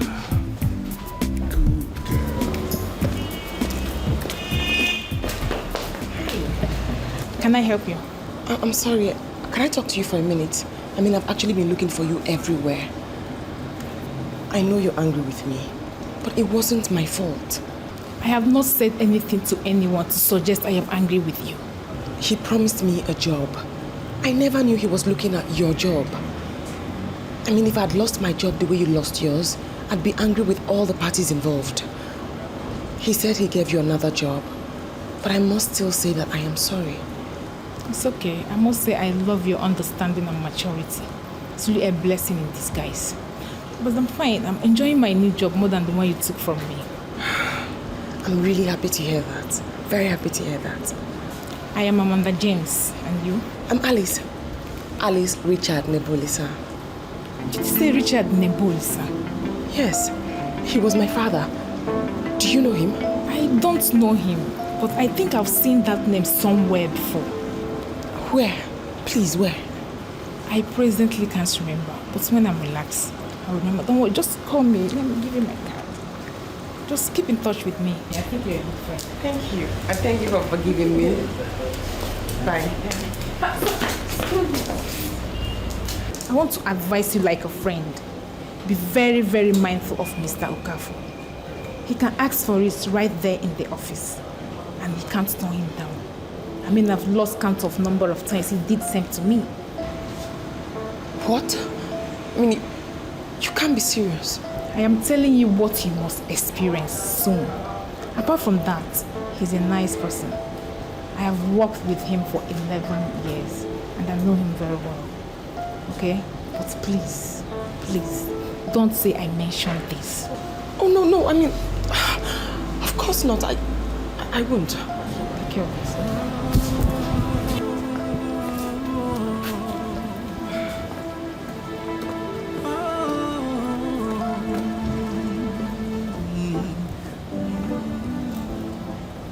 We are going to organize all-night deliverance section for all our ladies in the choir. Why? I had a revelation. Some of our ladies are not fully converted and sanctified Christians. I saw many of them whining and dining with strange men that looked like occult priests. And when we were asking them to come to our side, they were laughing at us.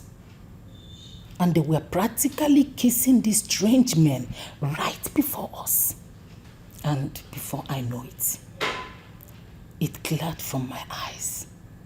And I then realized I had a revelation. This is serious. Do you know who you saw? Yes, I think I saw most of our choir members. My dear, all we have to do is to organize an all-night deliverance section. If possible, let us invite Pastor Henry. My dear, we have a responsibility to nurture this church, and we cannot afford to give Satan any chance. This is the best time to tell you what's going on. Is anything the matter? Some criminals want me to pay them 5 million naira every month. What? They allege that they are the owners of this city. And if I don't come up with that money, they will blow off our church. I don't know what you think. All I know is that the criminals cannot hold us down. It's not going to happen. Just pick up your phone and call Pastor Henry. Let us start this deliverance section immediately. Let us pray. Thank you, Lord, because you are God. My dear, please don't see it as if I am undermining your abilities. But I'm surprised. I don't know why you are surprised, Uncle. I'm here to offer you a contract. You said that already. And I do sincerely wonder, what kind of contract? A contract to effect a facelift in the conference hall of our company. Are you the one to give such contract, or have you been promoted so soon? Uncle, are you going to do the contract or not? Of course, yes, I can handle the contract. Good. So first thing tomorrow morning, say by 7, I'll come and pick you up, take you to the office, so you can see the conference hall and give us your quotation. There is no need for you to come. By 6 in the morning, I will be in your house so that we leave from there. Okay, Uncle. I'll be waiting for you then. There's no problem. Bye.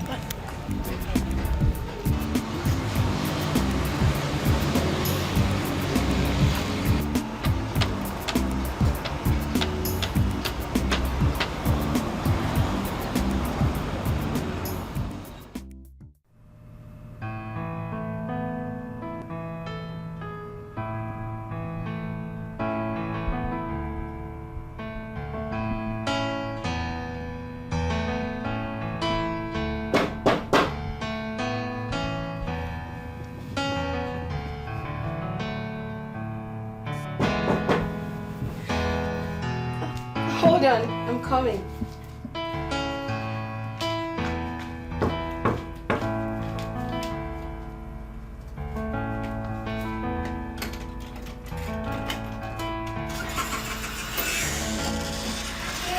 you. Welcome. Welcome. Thank you. I'm sure you concluded I wasn't coming again. No, not at all. I didn't have such thoughts. Alright then, so where do I sit? The bed, of course. Oh. Sorry, I don't have a seat. Are you sure I'm safe on your bed? Why not? Are you afraid? Come on, sit down. Alright. Okay. I don't know, what do I offer you? I have soup. I can quickly make you semovita. Well, on the contrary, I'm here for something much more serious. The area commander called me into his office today and I was so shocked at what he had to say. I mean, when he told me he was on the payroll of the mafia, I looked at it as mere rumor. But with him calling me into his office today, I confirmed everything you alleged. What did he tell you? Well, he said we should forget about the mafia. You know, we shouldn't fight them. They could be deadly and they pay very well. I mean, I was so shocked hearing such rubbish from a superior officer. And that's why I came to you to ask you, what do you know about the mafia? I know he is their leader. His name is Bruno Lawrence, but the people call him Sir Bruno. He used to come to our station before, but he doesn't come anymore. Most of the companies in the city pay royalties to him. Also, most of the unresolved murder cases have been traced to him. You know, I am beginning to feel that he has an influence on the judiciary. Because if you take a case to court against him, it just keeps dragging, and finally it is not mentioned. You know, something tells me that we are going to crack down this gang. But my question to you is, are you ready to partner me?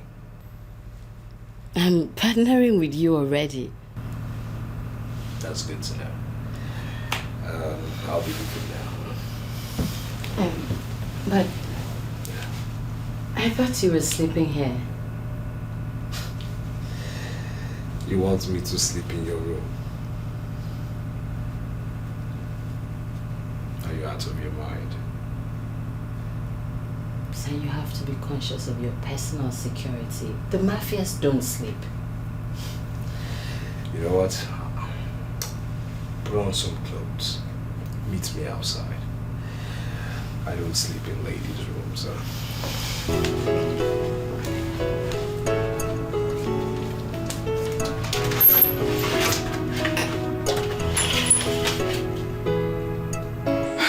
So, Uncle, this is the conference hall. Management actually wants to change these plastic chairs into proper furnishings. The curtains, everything. I think everything. And I was wondering, why would I give this contract to someone else when my own uncle is a furniture maker? If we remove all these plastics and some other things, what would they do with them? Honestly, Uncle, I don't know.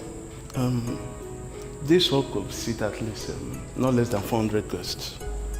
How did you know that? I know the measurement because it's my profession. And to implement a perfect facelift for this hall will cost your company not less than 6 million naira. Yes, 6 million. Did my proposal meet your budget? Well, I'll just sit back. You write your proposal, bring it across to me, and then I'll seek approval for you. No problem. If I get the money today or tomorrow, by the middle of the month, I will round off the contract. I'll see what I can do. So shall we? There's no problem. I thank you very much. Before noon, I'll be back. I'll never disappoint you. Okay. How far have you gone with the contract? It's all going well, sir. I also intend to paint the conference hall in and out. Not to worry, sir. That's inclusive of the 15 million naira budget. I want to get it. You want to paint the conference hall and it's part of the 15 million naira? Yes, sir. That's good. I think I like this. You know, every other day you come up with something that makes me to like you the more. I'm impressed. Thank you so much. I call you actually to tell you that your check is ready with the accountant. Oh. You may collect. Thank you Anytime. Thank you so much. I honestly appreciate the confidence you have in me. No problem. You're welcome. Honored, sir. Go back to work. Thank you. May I? No, go ahead. Thank you, sir.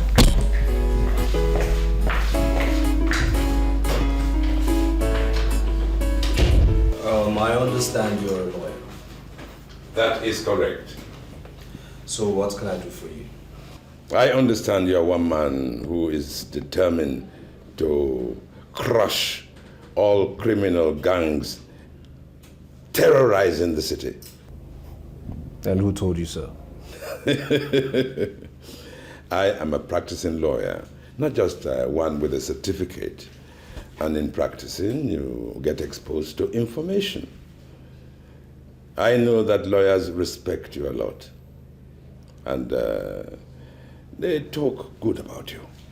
Well, I must say I am honored and encouraged getting this information from you. Oh, it's a pleasure. There was this case where 3 lawyers got blown up in their office. Nothing could be identified. And the final police report said that there was an explosive device in the office and that a wrong electrical wire caused the fire that ignited the device. If that was the police reports, then why are you telling me this now? Because I am now in possession of certain facts that make me believe that the police report was a cover-up. How do you mean? A man approached me and wanted me to my chambers to represent him in a business deal. We agreed. But very soon we realized he was not trustworthy. He was very economical with facts. He would not allow anybody to be his witness, even his family. He rejected, said it was not necessary. He wouldn't tell us the name of the company he was dealing with, where domiciled, the country, the amount involved. No, but at the same time, he was offering to pay us double what we agreed if we kept the business secret. So we wrote him a letter asking him to look for another chambers. That was on the 4th. 3 days ago, the daughter of the man wanted to verify from me if I signed that. And he also brought that one.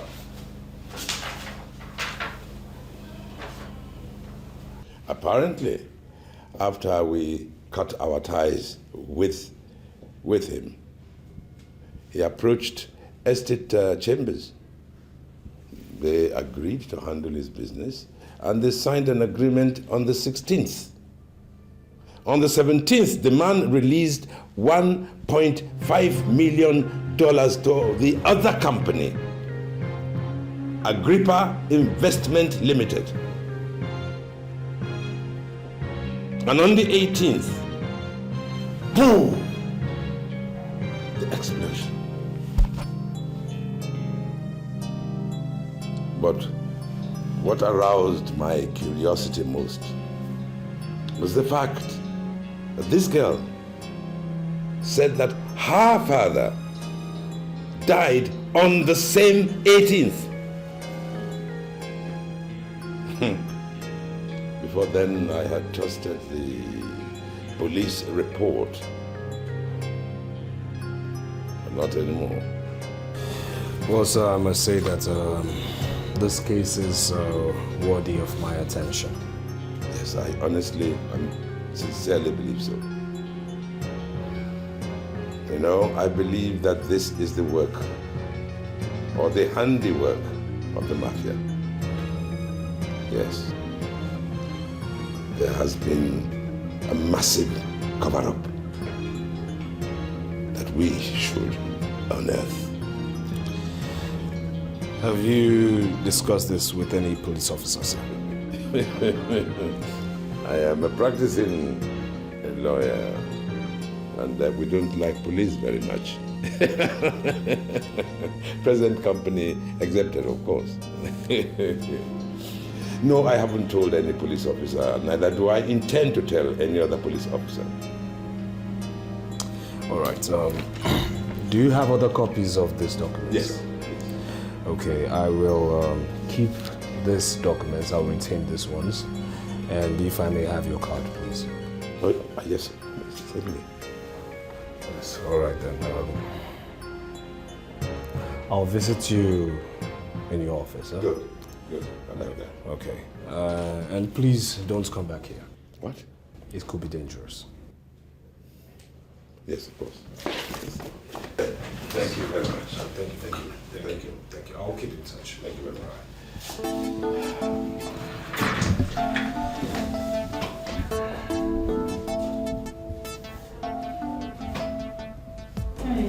How are you finding the job?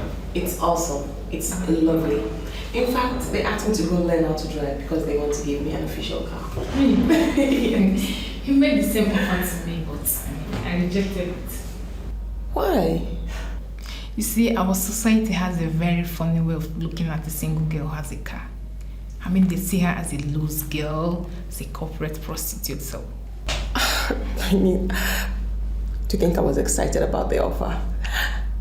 Maybe I'll just refuse it. No, you don't have to. I mean, we don't share the same conviction. It even appears that I was wrong. Why'd you say that? Up till now, I am still not married. It therefore follows that the car I rejected was a mistake. So you can go ahead and take the car. I mean, it's your luck. Thank you. Amanda, you promised to tell me what you knew about my father. Please, where did you see that name, or what do you remember? I still have not remembered where I saw that name. But I promise you, if I remember, I'll come and tell you. Please, I'm really eager to know. Try to remember. Don't worry, I'm doing my best. I know. Thank you. You Thank you. I'm having so much fun, although there's lots of work to do, but don't worry, you get used to it. Yeah, I hope I get used to it. Sorry. Please hold on.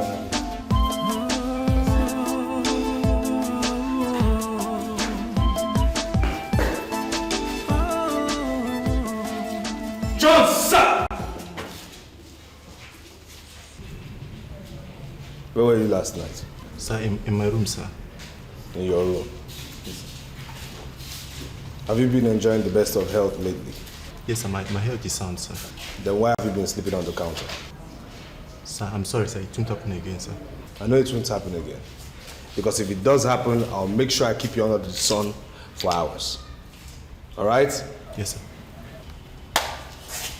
Now you, get me police records of June, July, August 1987. Take your time and bring them to my office, okay? Yes, sir. All right. Hey, take my car to Yakubu. Tell him to fix my valves. All right?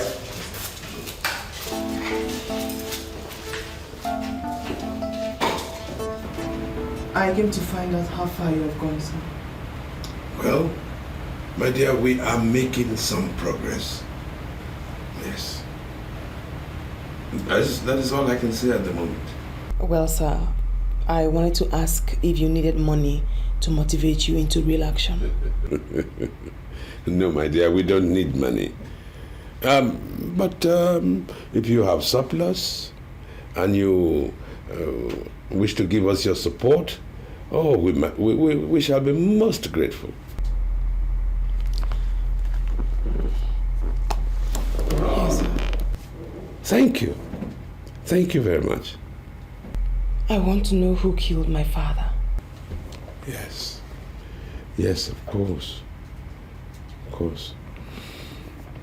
Do you know that Agrippa is a company that has metamorphosed into A&D where you work? Of course I know. So, what are you doing about getting into the archives and looking around to see what you can get there? I don't even know where the archive is. Are you not the personal assistant to the general manager? Yes. Well, what about his drawers, his files, his cupboards, anything, anywhere? See what you can get. I'll try, and I'll come back here once I get something. Good.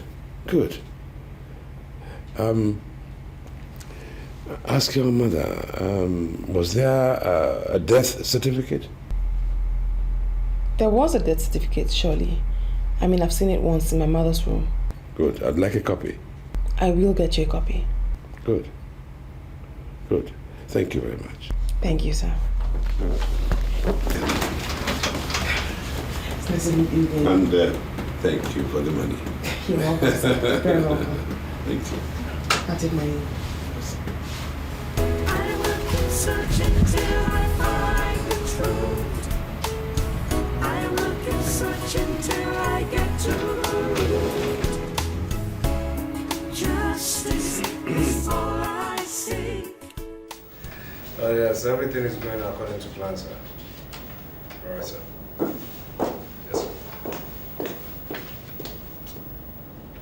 Okay, sir. Yes. These are the reports, sir. I have reason to believe the June report was tampered with. Some of the pages are missing, and then there are glaring discrepancies in the page arrangements. Oh, good. Very good. You may go now. I'll send for you later. Are we going out tonight? No, we are not. Come back here. Look, Zainab, I see you as an officer with great potentials. Don't allow sentiments to becloud your expected rise. What we share is mature, private and civil. You don't have to bring that into this forced environment. Do you understand me? Please. I'm sorry, sir. Good. Learn to behave as an officer that you are. All right? I'll send for you later. Thank you.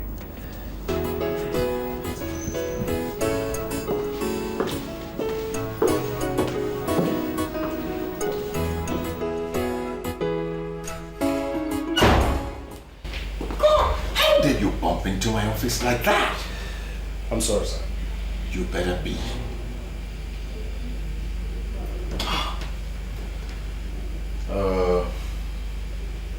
Anyway, I wanted to remind you of our appointment tonight.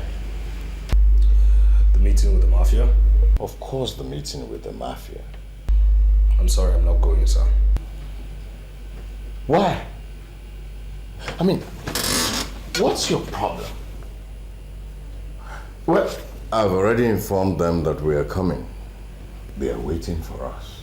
You're a compromised officer, I am not. You wine and dine with the same people you empowered to arrest and prosecute for the interest of national peace and order. I am not holding any meeting with your mafia. And when you see them, tell them Inspector Jide is on their trail and watching them very closely. You want to die? You want to wage war with a gang that have sophisticated weapons, huh? Okay. I also have reasons to believe that you tampered with the police report of June 1987. What are you talking about? Your so-called mafia blew 3 lawyers to shreds June 1987. 1987 June, another man was deceived into investing $1.5 million into a particular company. Now, the company that received this money metamorphosed into another company June 1987. Now, the reports you have here doesn't show any of such information. And I have reasons to believe that the police report has been tampered with. Reason why I ask you, sir, is this not the reason why you don't want to get transferred? You want to retire in this city? You know, a lot of times you fail to realize that you're just an inspector. An ordinary inspector. You're my immediate boss, yes. But you and I know that we are answerable to superior officers in the force headquarters. Now I want the torn pages of the police report, else you face our superior officers. Inspector Judy, are you threatening me? You're already a threat to the image of the police force. And need I remind you, sir, I am not answerable to you. Sir.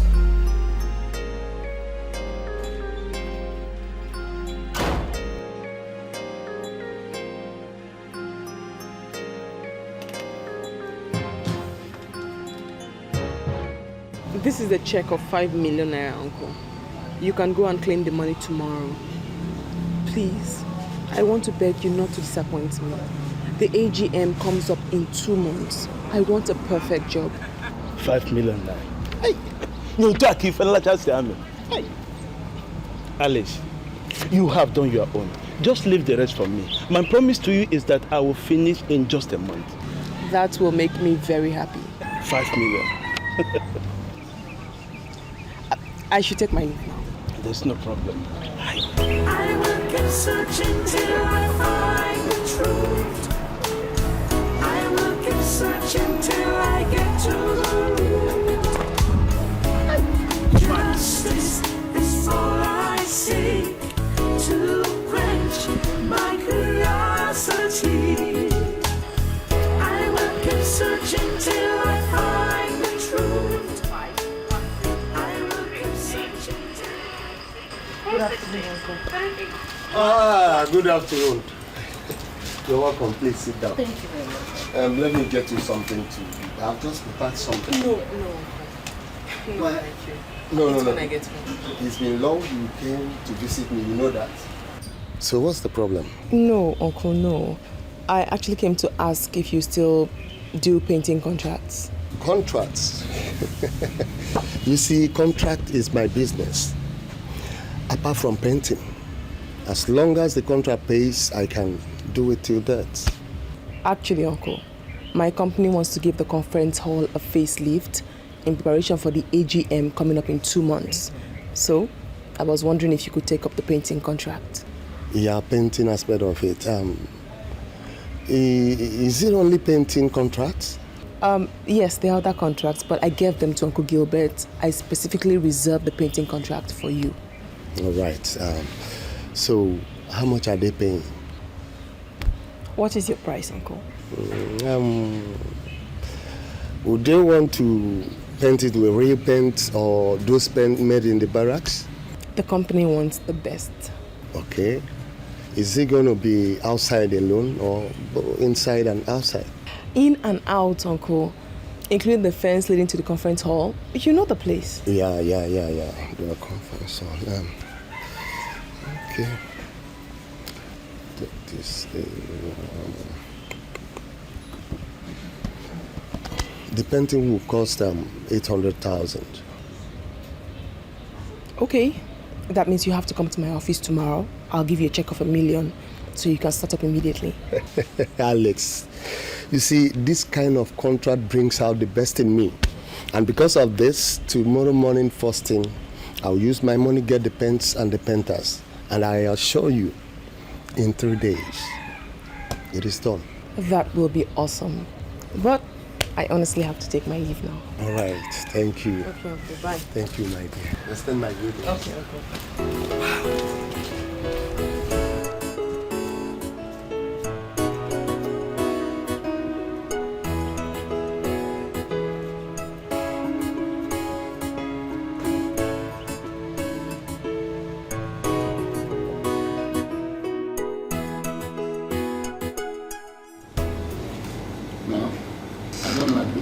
Just walked out.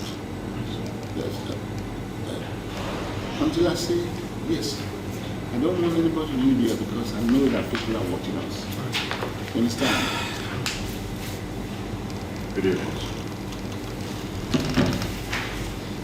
Where is the inspector? Sir, there is fire on the mountain. There is problem everywhere. What do you mean there's fire on the mountain? Huh? You got me out here at this ungodly hour, and you're not telling me there's fire on the mountain. Eh?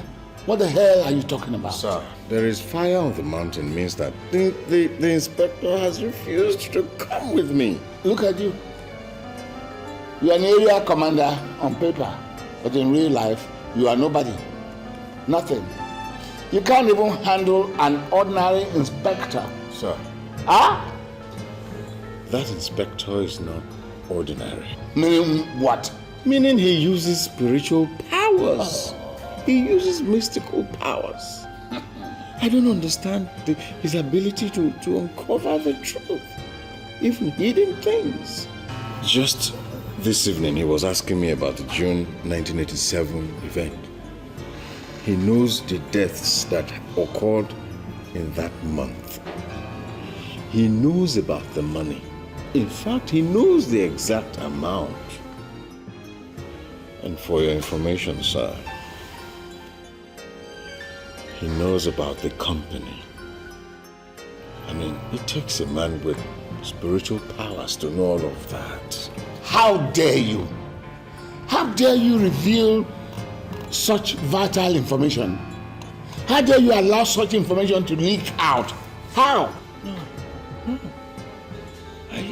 I didn't leak any information. That information didn't leak from my office. We covered everything. It couldn't have leaked from my office. He uses spiritual powers. Look, I'm ashamed of you. I pay you good money to cover my ass. 2 million naira every month that you collect, and you cannot do anything with it. Huh? Now listen to me. Go and search for that source of information and kill that person. Are you listening to me? Human beings give information to that inspector. Go and look for whoever it is and terminate it from the source now. Because if you don't do so, I will kill you. And I'm giving you 3 days. 3 days to do so, or else you are dead. Okay, sir. I will do my best. I will do my best. I will do my best. To my perpetual control of this city. You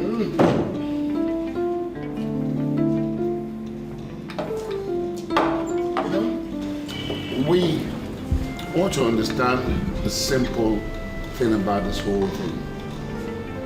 A group like ours. Can any of you here tell me the true meaning of the rule of law? You are a fool. That's what you are. An idiot. For you to stand there and begin to ask me that stupid question. I am the law. You're not. I am a trained police officer commissioned to save lives and property. You made me compromise that position. I'm here to announce to you that you must pay for that. Boys, I want you to grip this idiot, take him to a secluded area, and teach him to know that I am the law in this city.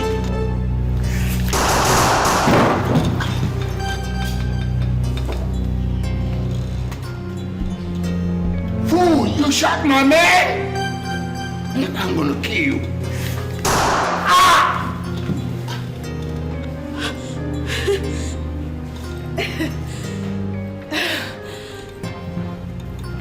You know, it's so good that you killed them. For me. I mean, for us too.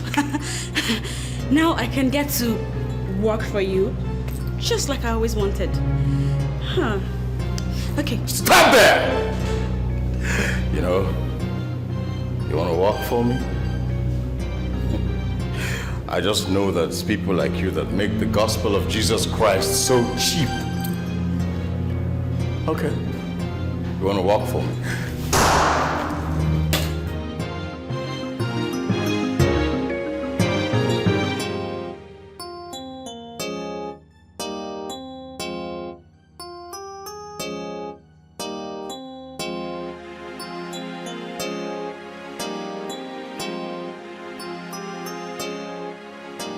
What have I gotten myself into?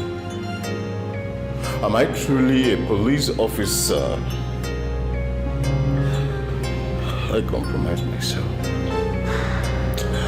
I compromised my position. This life worth living.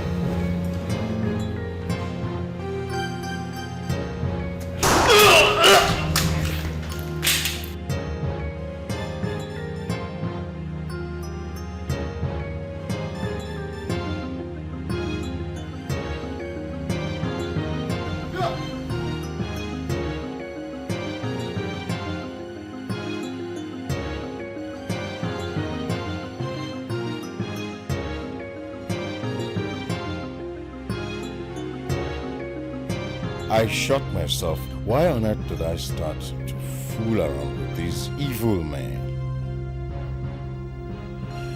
I am not going to allow them to destroy me. I won't sit and watch them destroy me. It is fire for fire. I will keep searching till I find the truth. I will keep searching till I get to the root. Oh, I'm sorry I'm late. No problem. No problem at all. How are you? I'm good. I'm alright. Vera, if I tell you I see you as a best friend, that certainly is an understatement. Reasons? You saw me and you liked me. You went out of your way to trust me. You trusted me enough to give me information which ordinarily shouldn't be given out. And courtesy of that your information, it's now glaring to everybody that my father was actually murdered. Yeah, you said that already. And now I want to ask you a very simple question. What are you going to do? God, they say, works in mysterious ways. I believe this is the time that God has chosen to unmask every single person that was involved in the murder of my father. And may I know why you said that? Vera, this city is filled with evil men and good men equally. I work with a group of very powerful men who love justice, who seek justice, who fight for justice. My father's blood will continue to cry out for justice. Sorry, Alice. I don't mean to be too forward, but who are these men you're working with? Vera, I want to be certain. I want to be very sure of every person I meet and every decision I will make before I squeal anything to anyone. No offense, but I certainly will let you know.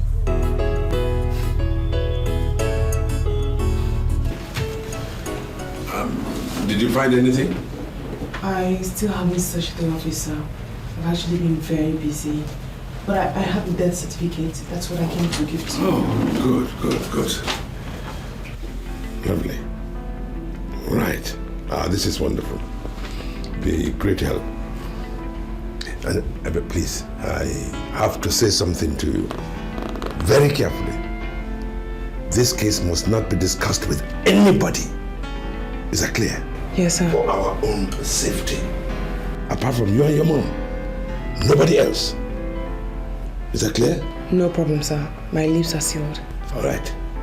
I'm working with that police officer at the moment. In good time, you will meet him. He's very much on our side.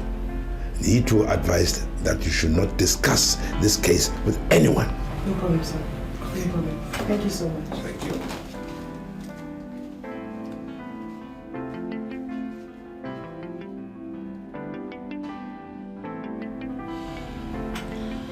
Some members of your group said that you are not showing enough commitment as a thorough Christian woman, and I want to know what your problems are.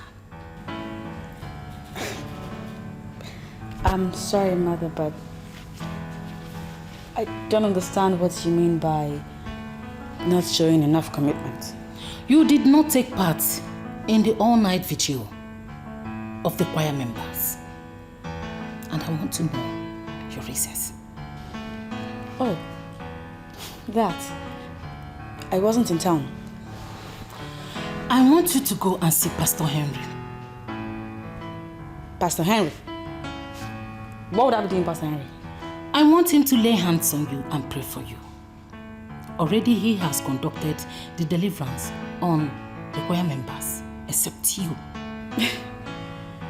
Mother, to tell you the truth, I don't need prayers to sing properly in the choir. I am sorry, Steph. I am not talking about your singing ability, but all I'm telling you is the decision of the church. You must go to Pastor Henry if you're still interested in remaining in that choir. Did I make myself clear? Yes, ma'am.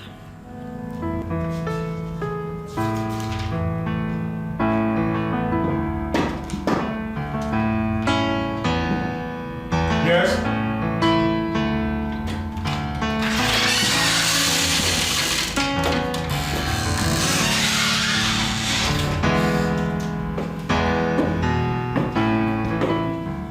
Good afternoon, sir. Good afternoon. Do I know you? I was asked to come and meet with you.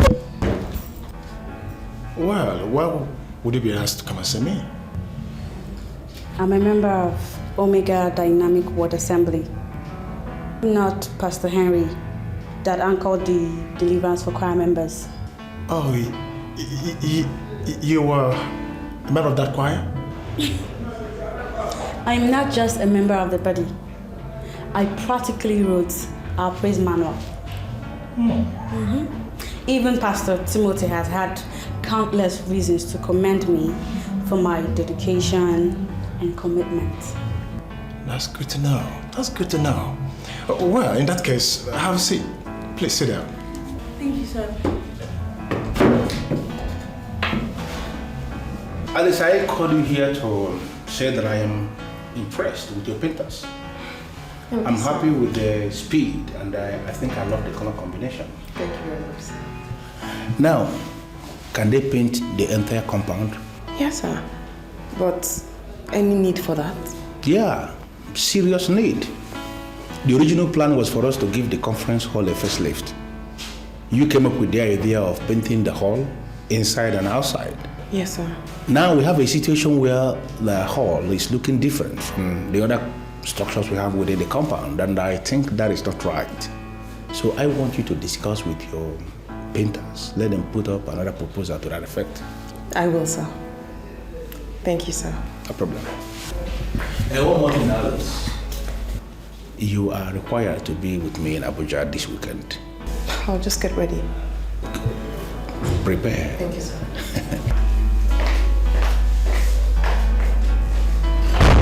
Well, young lady, what can I do for you?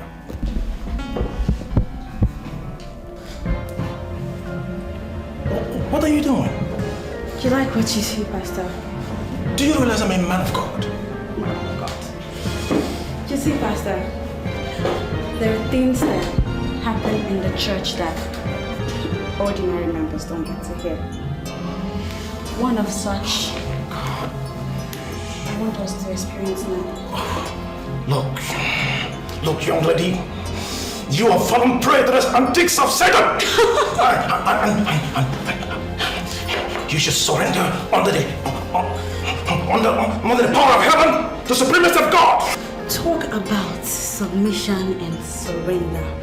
You know, I already surrendered to you. Now you can grab. Come on. See, that's the problem. You prayed yourself to the bone marrow, huh? You need someone like more. Don't do this. So easy now, Pastor. Step away from me. Come to me. Don't come close. Don't. I bind you. my lord, I bind the lion. You, oh God, don't do this. I will go to police. I don't know how I feel. I'm a man of God. Oh God. I confess your sins. Oh, you should repent and be born again. Your sins should be confessed. Zainab, I remember telling you this earlier, but for the purpose of emphasis, I'll say it again. Zainab, you're beginning to attach yourself to me in a manner that might jeopardize my mission to this state. Sir, what did I do? Whatever we do outside should stay outside. Don't get carried away, please. But I thought I've been very professional about this. That is what you think. I know you've not been professional. Listen to me. I'm here for something very, very important. Do you understand me?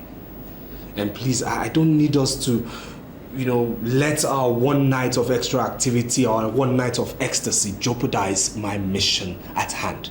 Please. Now you may go back to your duties. Yes, sir.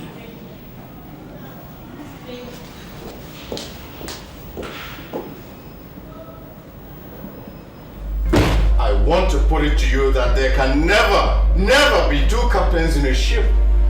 I am the captain here, and I want my orders obeyed explicitly.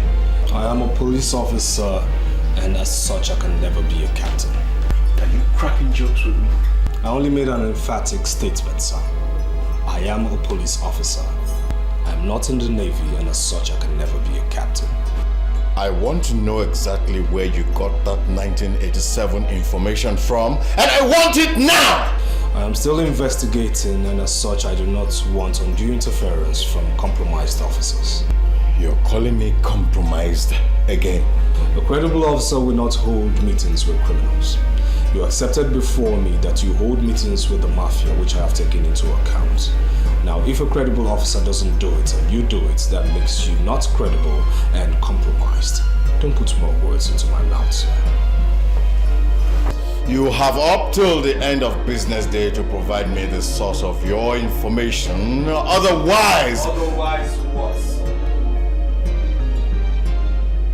You wait. You wait to find out what I will do to you if you fail to comply before the end of business day today.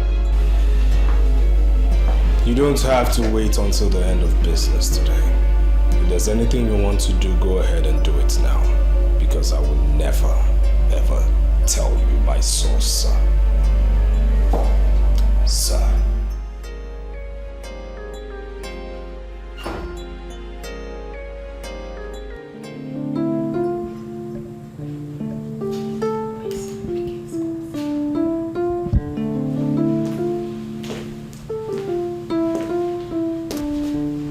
Honey, what's the problem? You're not looking too good. I've been calling Pastor Henry and he refused to pick his calls. Oh, okay. Let me call him. Oh, God.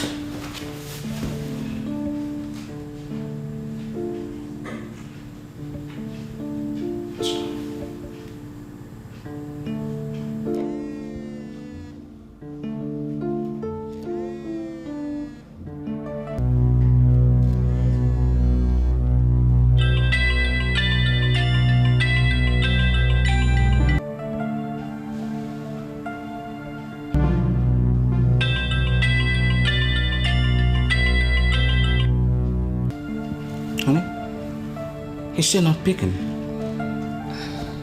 I wonder what's going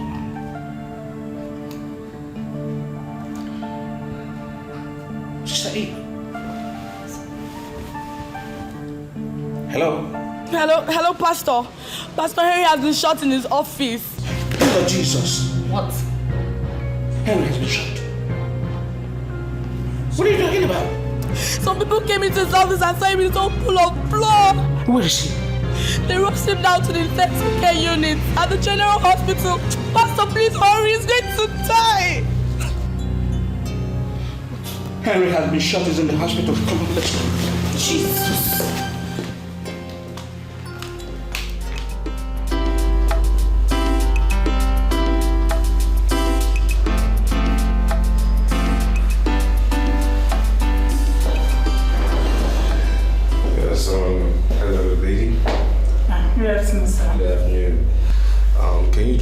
to Barrister Onny, please.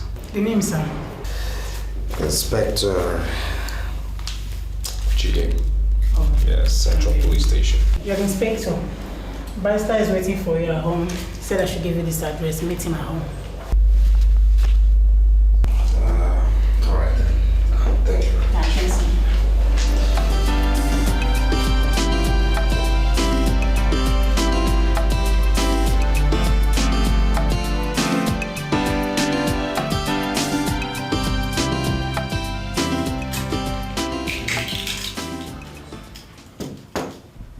Come.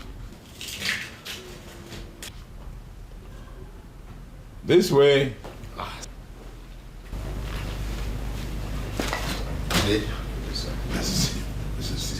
Please sit down.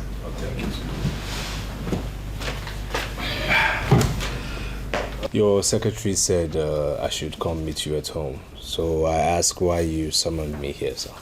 Yes. I have additional clue. And what clue is this? This is a copy of a death certificate. I got it from the girl who brought the case. I want you to investigate it. Does this girl live alone or does she live with someone? She lives with her mother. Oh, by the way, she works at A&D Incorporated as the secretary to the general manager. Please, sir. I need you to tell her to relocate to an unknown address with her mom. Why? Security. The mafia might want to know my source and remember them. We can't leave anything to chance. So please just tell them to relocate, all right? And operate from there. Consider it done. Thank you. And again, please don't call me with your phone anymore. Call me with a private line or call me with a public phone. I'll do same. Right. And when you call, just say a call from Vigor. I'll know it's you. Hang up. Vigor? Yes. Right. Thank you. Now, shall we go and have something to drink? Sir, no. Time is of the essence. Thank you very much. Let's talk some other time. Thank you.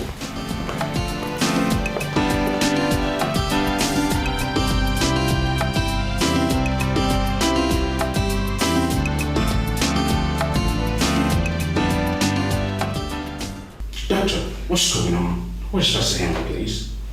Calm down. Pastor Henry is in the intensive care unit. Sister Eve said the same. I want to go and see him. No, you can't. Our doctors are doing everything possible to remove the bullet that is hooked to his backbone. So you can't see him. Doctor, please. Are you sure Pastor Henry is not dead? Come off it, woman. He is not dead. Well, I may tell you that his condition is critical. But I can assure you that he's not going to die. Doctor, are you telling me that you're not going to allow me to go in there to say prayer for the dying man? You can say your prayer anywhere, but I allow you into the theater where our surgeons are working? I'm sorry, sir. It's not possible. So, how far have you gone with your treatment? I'm good now. I'm okay. As you can see, I'm okay. You know, it's good once in a while you visit the doctor. Even when you think you're healthy. If I didn't go, I could have been dead by now. It was there that I discovered that my system was on the verge of collapsing. But I thank God I'm alive now. I'm good. I'm okay. I'm equally happy. I'm happy you are back. Really? I was coming in and I saw some painters working everywhere. What's going on? Oh, that. You know, my secretary, I told her that we needed a facelift for the conference hall in preparation for the, forthcoming shareholders meeting. Yeah. And after the facelift of the conference hall, she came up with the idea of painting the hall, both inside and outside. And after painting of the conference hall, we started to see this, this discrepancy between this very hall and the other structures within the company. So I asked her to also paint the entire environment. And the budget seems to be very low. That's why you see painters everywhere. Wow. Well, I can say she's good. No, Benson, I think you are underrating this girl. She's not just good, she is very good. Wow, that's by the way. Have you heard the news making the rounds? The news making the rounds, is it in the city or in the company? In the company.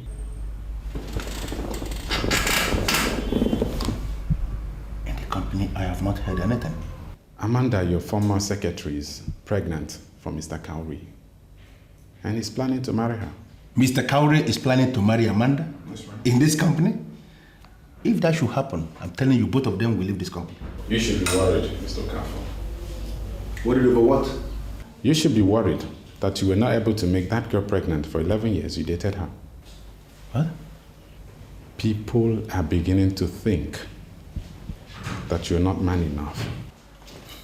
Wait, are you telling me that people knew I was dating her the time she was working for me? Come on, Mr. Careful, there is nothing hidden under the sun. See, you dated that girl for 11 years and you could not put her in the family way. But just a couple of months with Mr. Cowrie, she's already with the child. I'm sorry, Benson, but you must be an imbecile to ever think that I am in the same level with Mr. Cowrie. Why did he come to me? Why didn't you go to Cowrie? Yes, I dated... What? Man, I don't understand. Why would Mr. Cowrie go into that woman raw? Why? In this new millennium?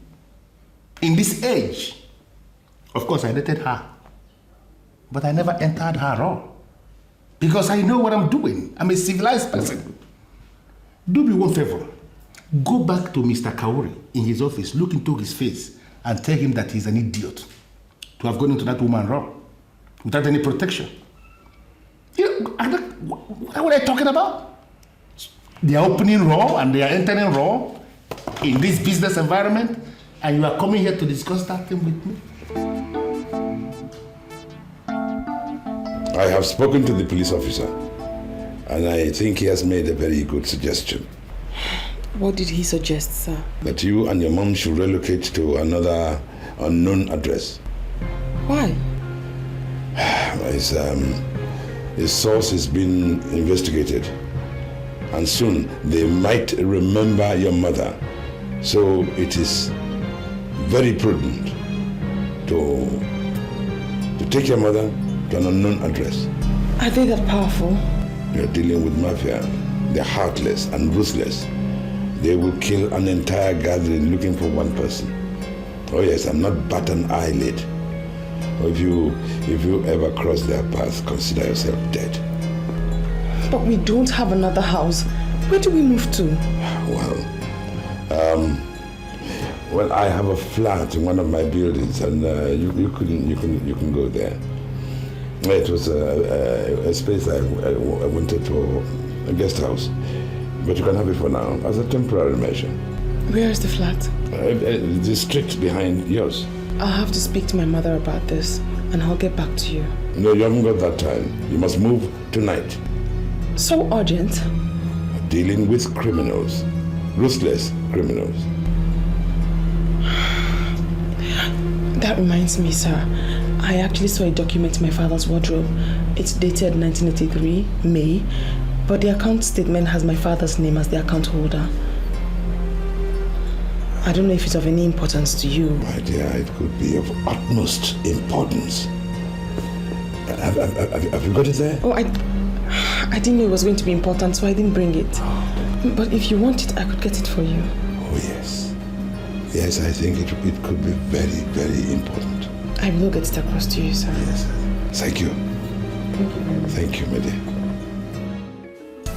I will keep searching till I get to the root. Yes, other police, can we help you? I want to see the medical director. What is your card number? Woman, I am not sick. I'm here to see the medical director for something urgent and official, not help. Yes. Do you know his office?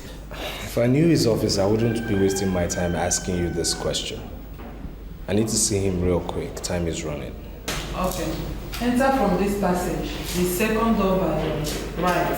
That's his office. Thank you very much.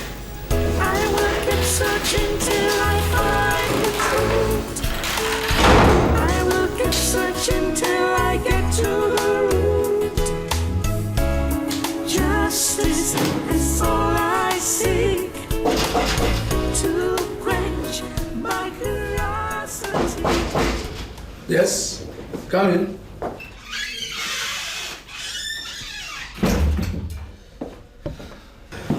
Please, sir. Good afternoon. Do sit down. Oh, thank you. How may I help you? I'm Inspector Jide, and I'm looking for the medical director. I'm the medical director. Good. Did this originate from your office? Anything the matter? You signed it? No, I didn't sign it. Then who signed it? Professor Leonard, the former medical director, did. Where is he? Oh, he's retired. Retired as in resting or retired as in dead? No, he's not dead. Professor Leonard is just retired from active service. Where can I find him? In his house, of course. All right. Please kindly write his address for me.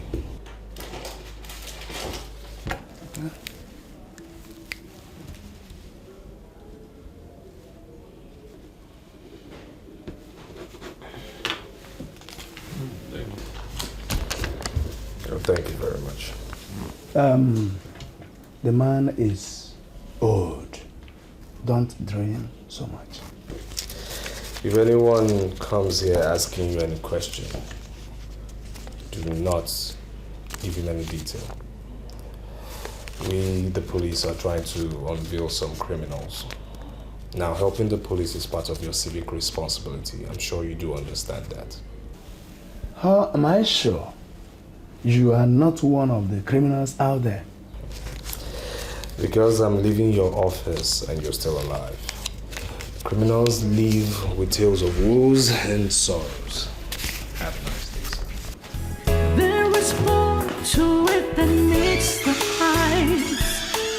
Something is wrong somewhere. Things are not as they seem to be. Something is hidden somewhere. How is your health, sir? I'm getting better. Have you been able to find out the source? Well, I am doing an entirely different thing altogether. I got talking with the young inspector this afternoon, and I found out that he doubted me when I told him that I knew the mafia. From the way things are going, he might even end up working for us. You know, he initially was scared that, I was trying to set him up. So what have you done? Yes, he wants an evidence of 10 million naira. Yes, for me to convince him that I actually know you, I know the mafia. I don't understand what you're saying. Well, all we have to do is package this money in a briefcase. I take it to him. He sees it. He knows it is coming from the mafia. And I bring it back. Just something to show him that, I have a good relationship with the mafia. Are you sure he's not setting us up? Of course, he won't do that. I am his superior, definitely. No. He's not planning any setup for us. He just needs to be convinced. That's all. That is all. Okay, I want you to come here tomorrow at 11 o'clock. All right, sir. And that will be done.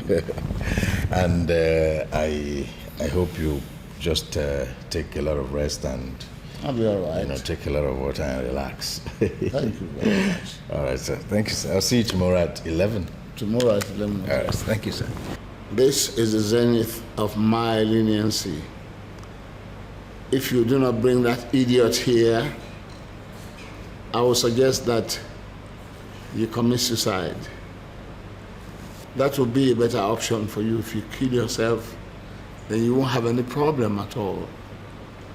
If you allow me to send my men after you, to kill you, they're going to do it very slowly. And when they do that, they set your corpse ablaze. No, no, there will not be any reason for all that. Better make sure, Commander. Thank you, sir. It can be good or bad. It can bring happiness or sadness. It can solve problems and cause problems. That's money, the power of money. It can put a smile on your face or make you cry. It can bring sanity or cause insanity. It can turn people to monsters. Oh, darling. You look extremely romantic. Oh, you like? I'm impressed. You like? Thank you. Like, you know, my business is to make you happy. And whenever you say you're happy, you're impressed, oh my God, I feel so fulfilled. Oh, yeah? Yeah. Can you tell me one good reason why Pastor Timothy has not paid a dime into my account? Can you? Well, I do know that I've taken care of Pastor Henry. And having done that, Pastor Timothy is gone. Because you see, my dear, Pastor Henry is actually his spinal cord. And now that he's handled, Pastor Timothy is nothing. Trust me. I do not understand what you're talking about. Well, maybe we should go to the bedroom and I'll show you what I mean.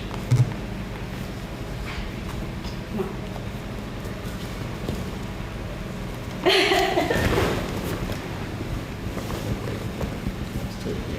Okay. Don't you understand that sometimes I'm too old?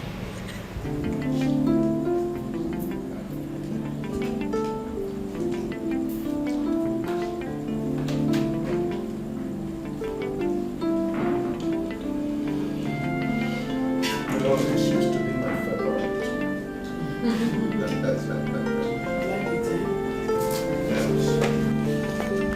Good evening, sir.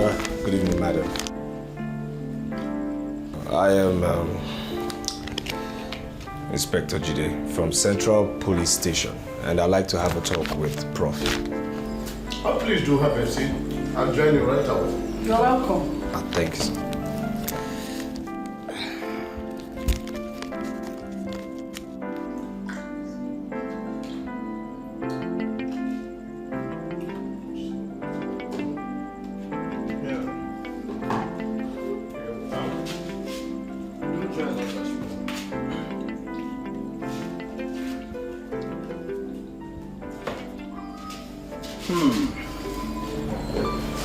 What do you want, officer? Sir, there is this document we are tracing, and the medical director at your former place of work said you actually signed it. Can I see the document? Ah, of course. It's death certificate of the late Richard Nebori, sir. I need you to look at this certificate and tell me if you signed it, sir.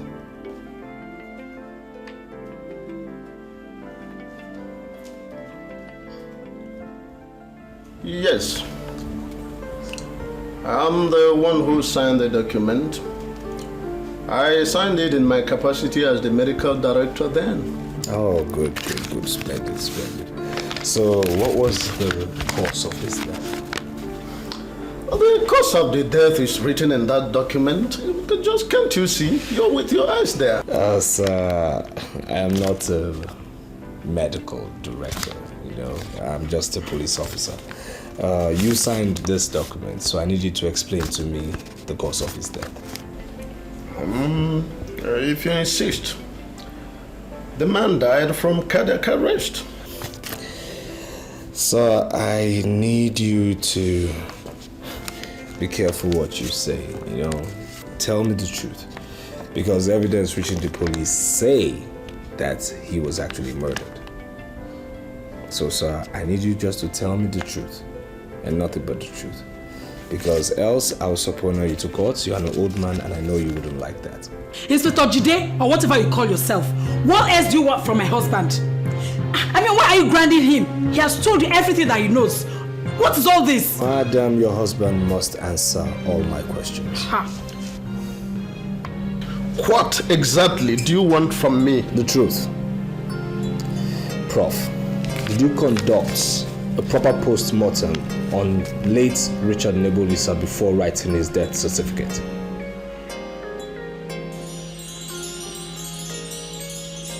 You're welcome.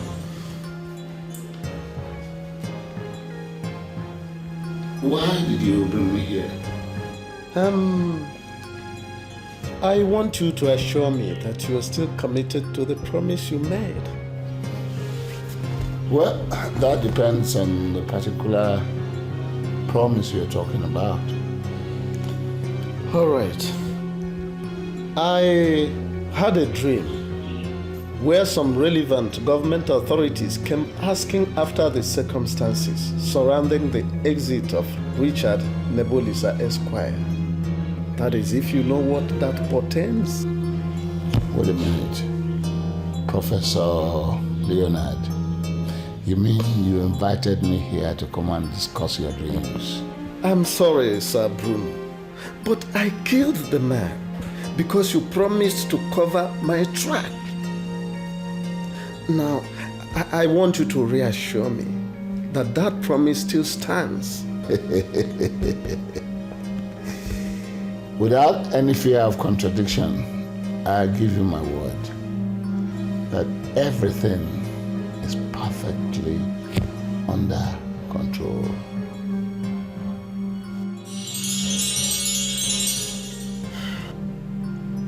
You're wasting my time, old man. I don't know what you want, but I've told you what I know. Prof, you have a good opportunity of redeeming your image right now. Don't force me to get the truth out of you. And again, don't force me to see you as one of those evil men holding this city down. I don't know what you are talking about, officer. I don't know what you are talking about. Will you leave me alone? Just leave me alone. Leave my husband alone. He has told you all that he knows. Leave him alone. Right then. I'll be seeing you very soon. Honey, it's okay. It's okay. I will keep searching till I find the truth. I will keep searching till I get to the root.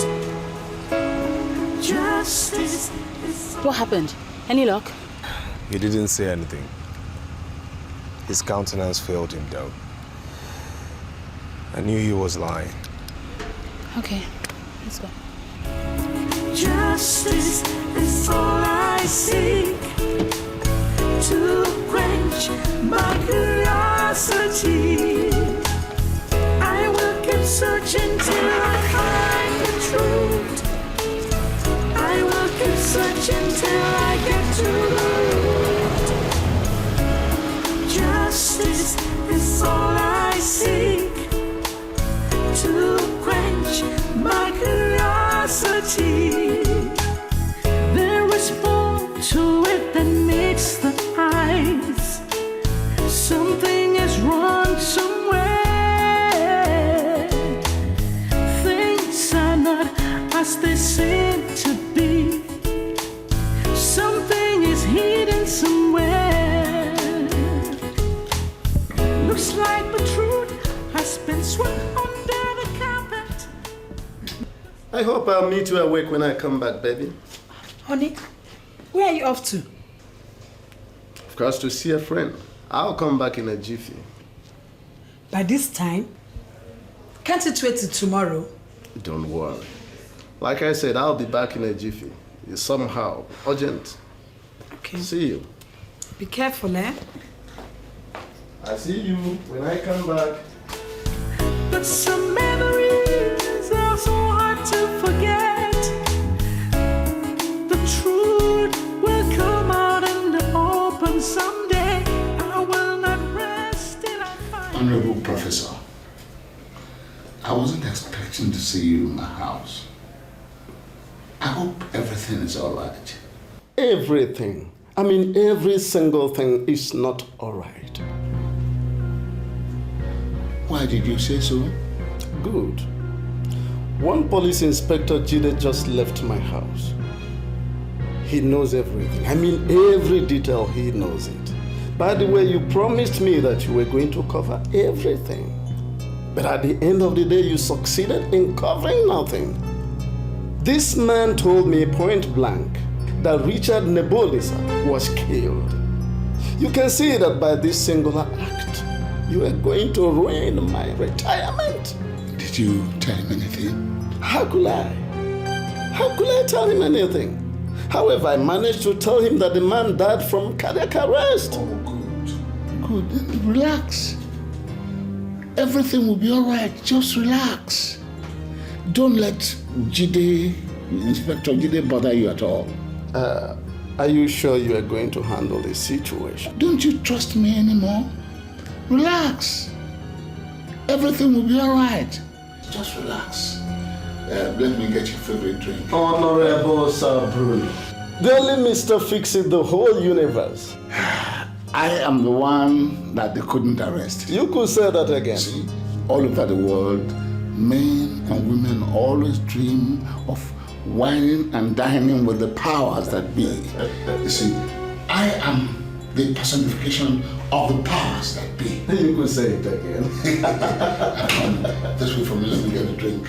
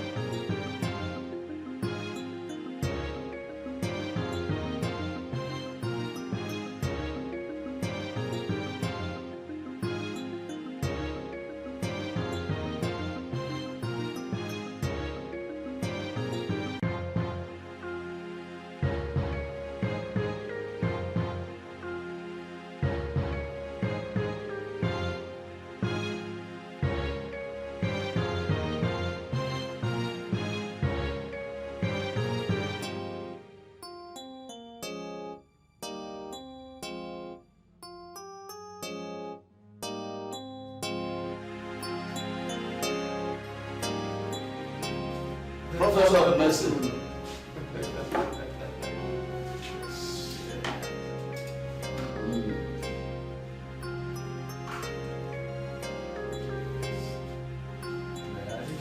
Yes.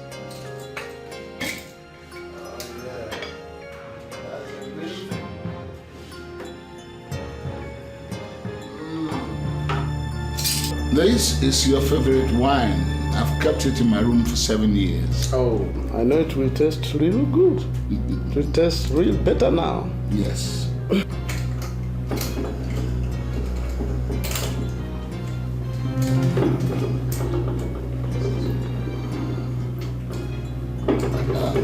it out. Just put it out. That's it. That's the real thing. Cool. Son.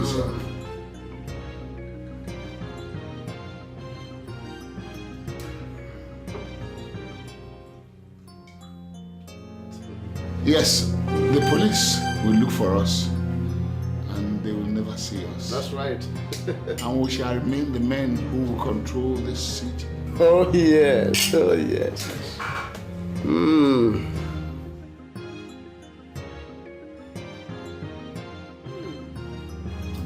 This wine remains the best wine ever. I know the value. That's why I kept it.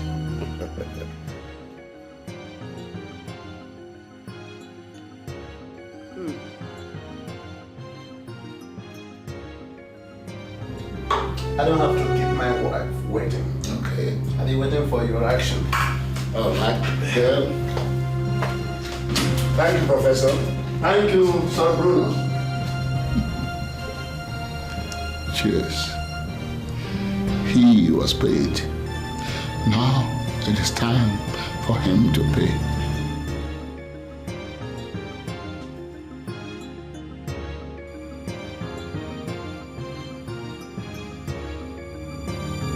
Please calm down. Tell us what happened. We were eating when one police inspector, Jide, from the Central Police Station entered our house. He came with a death certificate. I wanted to find out if it was my husband that signed it. My husband confirmed that he signed it. He wanted to know the cause of the death. And my husband said that the man died of cardiac arrest. The police inspector said that there was fresh evidence to prove otherwise, that the man was murdered. My husband insisted that he died of cardiac arrest. Then the man left. Barely 10 minutes after, my husband dressed up to leave the house. I asked him where he was going to. He said he was going to see a friend. I asked if that couldn't wait till morning, but he insisted that it was urgent. He came back after about an hour. We all prayed and went to sleep. He actually laid on the same bed with me. There was no struggle. There was no scream. Only for me to wake up this morning to find my husband dead. Stone dead. My husband died.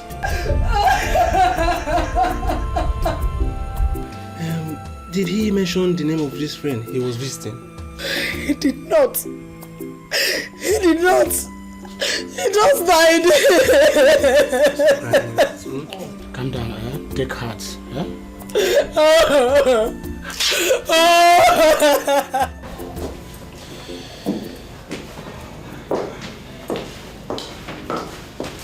Sir. Yes. One Mr. Larry wants to see you. Larry. He specifically called my name. Yes, sir. He mentioned your name. All right, send him in. Yes, sir.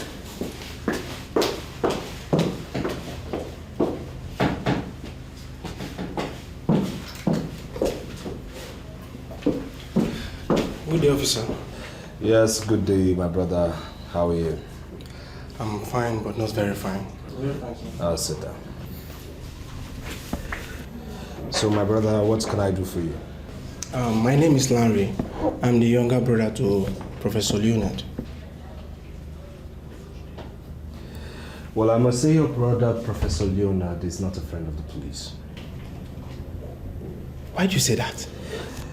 There is a murder case I'm investigating presently, and I know he has a lot of explanation to make. I quizzed him and he didn't tell me anything. Definitely he was lying. But trust me, I will be with him this night. He has to speak for his own good, else I will force him to. You don't have to go there tonight. And why do you say so? Do you have information for me? My brother passed away last night. You're not serious, are you? I'm serious. I'm actually here because his widow told me you came around last night. Why? What is this? He doesn't have to die now. He doesn't have any reason to die now. Oh my God. Look, I'm sorry. Please forgive me, okay? I'm sorry about his death, but he hasn't answered my questions. He didn't want to die either, you know? What do you mean by that? Do you know your brother was part of the mafia?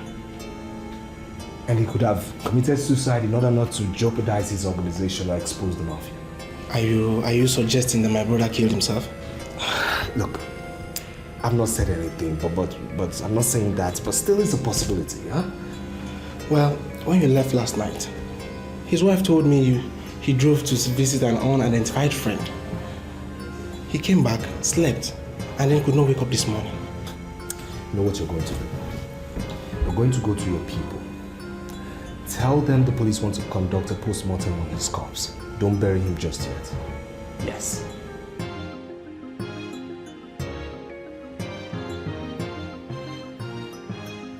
The information you gave me... It's authentic, sir. How can it be authentic when your man has been going about asking everybody questions?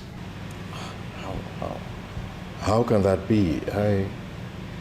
I was still with him this morning, and he even asked me about the evidence that I said I was going to bring, and I assured him that I'll bring it this afternoon.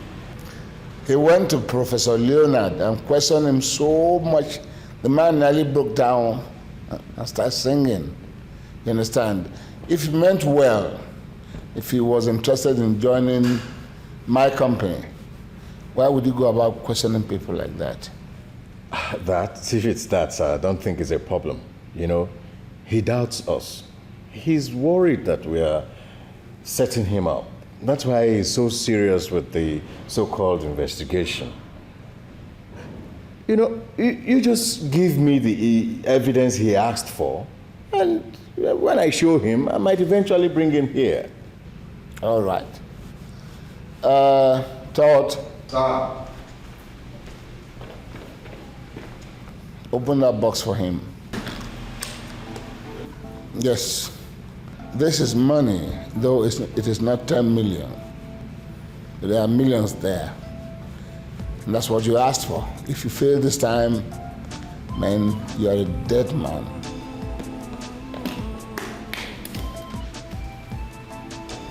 Well, you have just given me the tool, you know, to bring him here.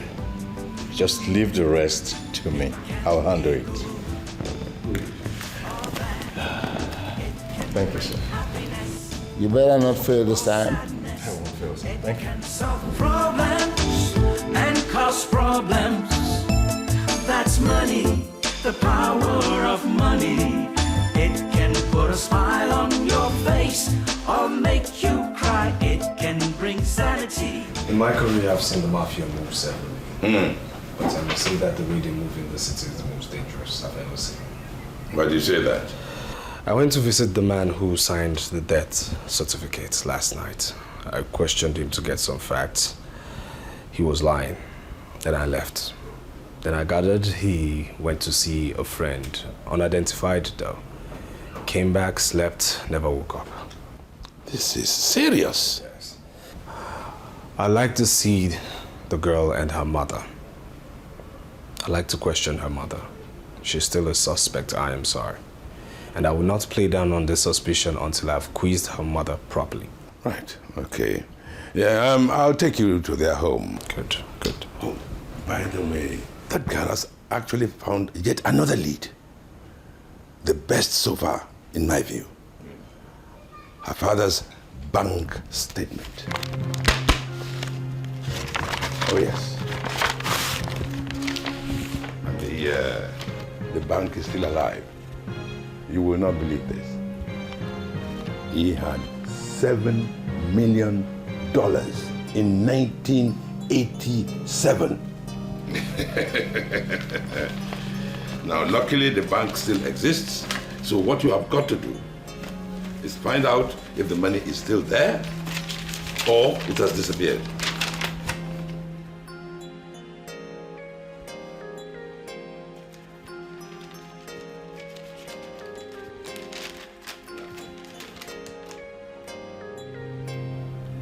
This may be one of the reasons why he was killed.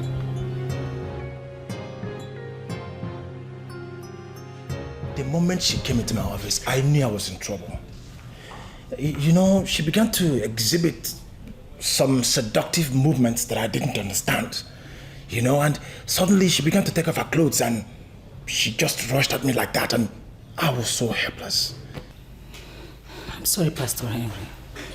I am very, very sorry. But you should have run for your dear life. Don't blame me. Don't blame me. I was taken in by her story. She told me she was the one that wrote the praise manual for the choir. And I was thinking I was dealing with her Christian sister until I found out who she was. You know, she came at me like that and I was shocked. At what point did she pull the trigger? I don't know. Honestly, I don't remember. I didn't even know I was shocked. But I remember trying to resist her and she was forcing herself on me.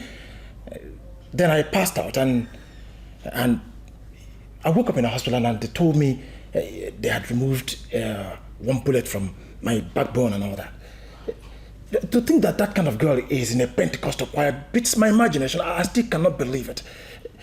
Okay, she even claimed she claimed you know her well. I saw it coming. In fact, I had the revelation, and that is why I called for that deliverance session. You see, we may have to disband the choir. Yes. Because Steph is not and cannot be the only one that is possessed in that choir. I can't believe this. To imagine that I regarded her as one of the best singers in that choir. Oh, it beats my trust.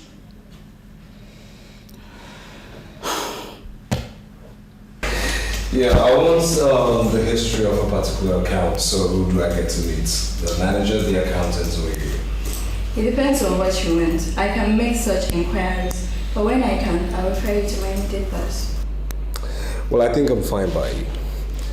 You see, I am currently investigating the murder of a particular prominent man who gave birth to a very beautiful girl just like you. The matter was left unresolved for a number of years, but right now the long arms of justice are about to force themselves out. Well, the daughter of this said man gave me this statement of account, and this is what I want you to do.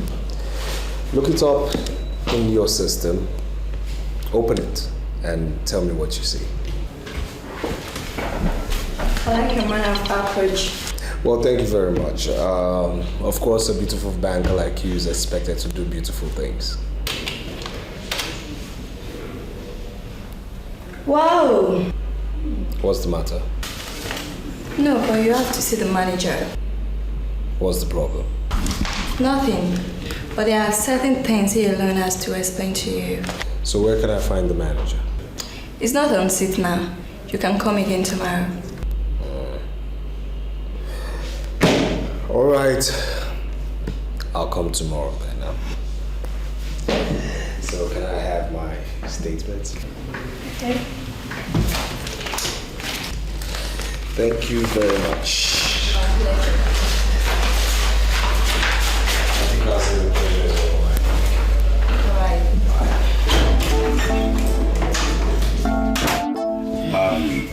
This is Inspector Judy, Central Police Station. And this is Alice, the young lady who brought the case to our notice, and her mother. You're welcome. Thank you. I'm very happy meeting you two face to face. Because I did call this meeting. I deemed it necessary actually for us to meet today. Yes, he did tell us of all the efforts you've made in resolving the matter. Well, when I instructed that you should leave your former place of abode, you thought I was kidding. The truth of the matter is that the mafia visited that place. Now imagine what would have happened if they found you there. What? When was that? This morning. Oh my God. Officer, thank you very much. Thank you very much. I am surprised that all this are happening. I never knew my husband was killed. He hid all the information from me. And I was under the impression that he died naturally. Well, tell me every single thing you remember. Starting with how he died.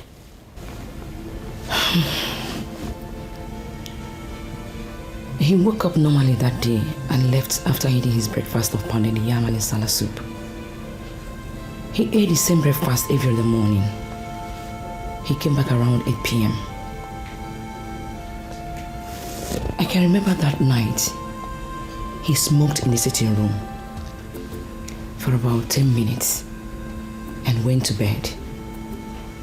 Meanwhile, he had quit smoking before, but he smoked again that night. I later joined him in bed, and he was already asleep. I didn't touch him. He was snoring like he does all night, but I managed to sleep. I was the first to wake up in the morning. It has never occurred. It has never happened. Unlike him, he will be the first to wake up, but that day, I was the one to wake up first. I turned on the light and noticed that he was not breathing. I touched him and he was too cold. Too cold. I knew what that means, so I ran out and called the neighbors. They came in and confirmed him dead. That was it. It has never occurred to me that he was killed. So did he struggle that night? Not at all. He didn't struggle. The same position I met him in the night was the way he was when I woke up in the morning. Do you know his business interests? He never allowed me to know. He made it a law that once he entered the house, that business must not be discussed. He kept me in the dark, but he would give you whatever you want, anytime you want it. So if he had an account, for example, you wouldn't even know? We operated a joint account in which he deposited 5 million naira, and that was the money I'm using now for my business. Well, I went to visit and question the doctor who signed your late husband's death certificate. Information reaching me says he died the same way your husband did. What?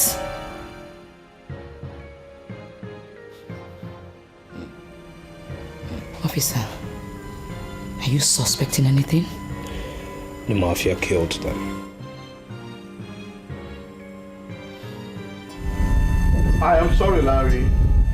Go and tell that police officer of yours that I cannot allow such nonsense in this family.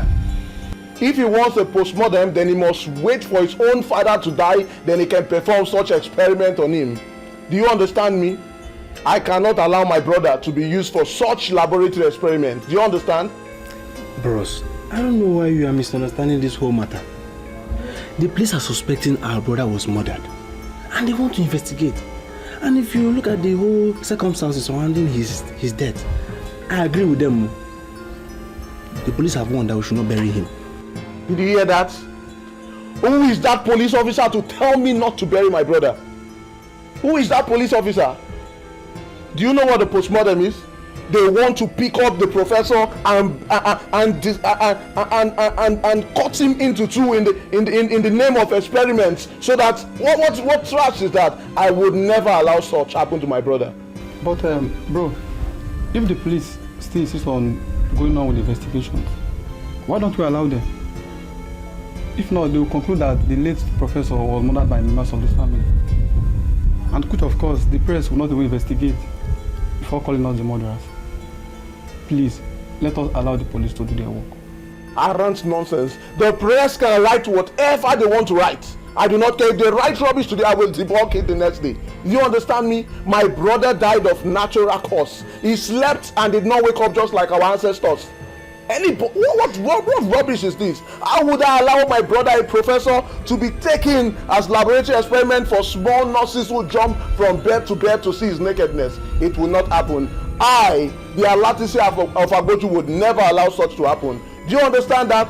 If I allow such, even the ancestors will strike me dead.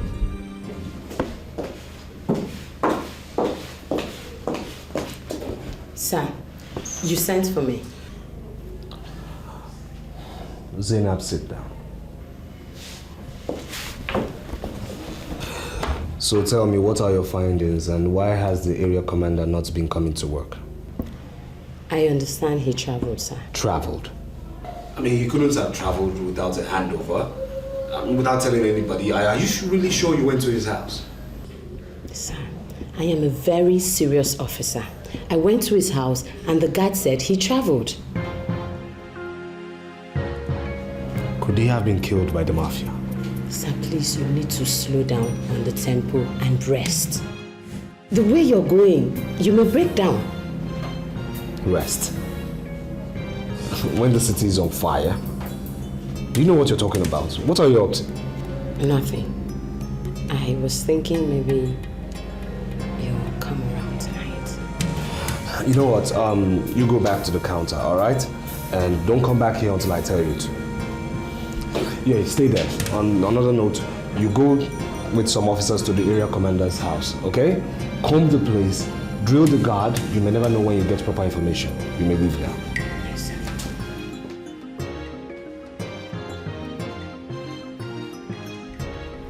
Guys, I'm thinking of taking a trip to the Caribbean. You Caribbean. What's that? What's funny? What exactly are you going to do at the Caribbean? You see, there's this girl, very lovely girl that saw me on Facebook and went crazy.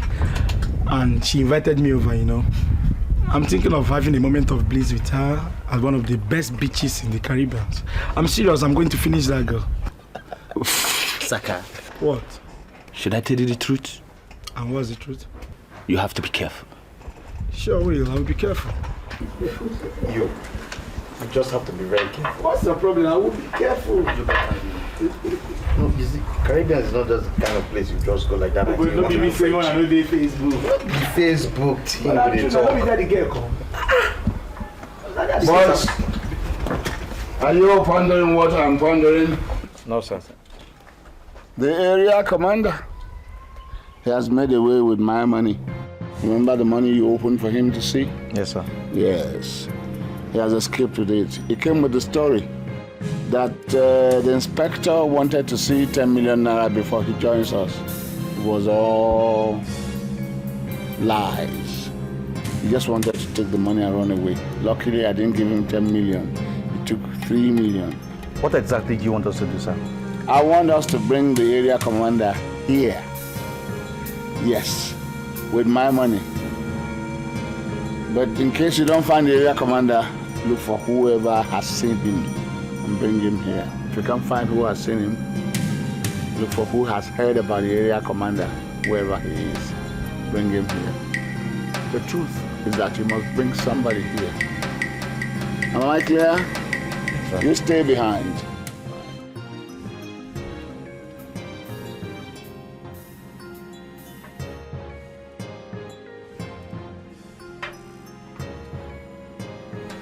The mafia killed the owner of that account. Now I want you to do a rundown on that account and tell me everything you deem very important. Please tell me exactly what you want. I want to know when last the account was operated. Because of the 17th day of June 1987, the owner of that account paid $1.5 million into a particular account. Now, I want to know if the money was paid from that account. I want to know the account that received this payment. And I want to know if there was any transaction from that account thereafter. You see, on the 18th of June, 1987, the owner of that account died. Now I want you to give me a documentary rundown on this particular account because I want to unveil the murderers of the owner of the account. Okay, let me check my computer. Okay. The account was a current account. It is now dormant because it has not been operated for years. The account is a dollar account and the owner is Richard Nebolisa. He used this account for several international transfers. As at 10th day of June, the account had credit balance of 17,420,000 US dollars. On the 12th, he wired $10 million US dollars to Oceanic Oils in Ivory Coast. And on the 17th, he issued a certified check of 1.5 million to Agrippa Investment Limited. And on the 29th, the account received a credit transfer of $6 million from Mark and Bush Incorporated. And on the 30th, a credit transfer of $5 million was received from Atlantic Vessels, Canada. That was the last credit. And on the first day of July 1987, a check of $10 million in favor of Bruno and Company was presented, and the manager then refused to honor the check because they were already aware that the account owner had died. You see, that manager was blown into pieces as he was coming back from the fellowship with the wife. And was the blast investigated? Yes. The police said the manager was a terrorist and that the bomb inside his car exploded and killed him. And the bank believed this? We didn't believe it. The management knew it was a farce. That was police report. What could we do? All right then, could you please print out this report you just gave me right now? Alice, I want you to understand that there is a problem.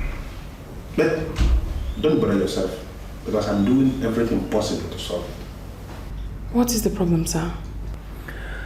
The board members. The entire board members are not happy with your employment. All of them. And they have instructed that I fire you. Does that mean I'm fired? Never. I am the general manager here, and I have the right to hire and to fire anybody that I want. I'm not going to fire you because I want you to be around here with me. I called you here because I want to find out, can we work together? Sure, sir. We are together. I think I know why they want me fired. Why? You know, Benson seems to know the reason, but I don't know why he's not opening up to me. What is the reason? Why do they want you out? We can't talk here, sir. Maybe we can talk outside. Perhaps at night. Okay, Bami. But no matter what happens, I want you to understand that I want you to be around here with me. I'm happy we met you, sir.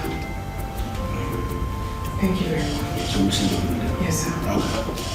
Well, Barrister, I don't have any more time to waste. I've already discussed with the bank manager and he says the account has a credit balance of $16.5 million. Whoa. Yes. And the wife's name is there as the next of kin. So this is what I need you to do, sir. Start the process of a letter of administration for the wife and the daughter tomorrow. I'll consider it done. I mean, how can a man have the kind of money we're talking about and then take his family to go and live in that cheap accommodation?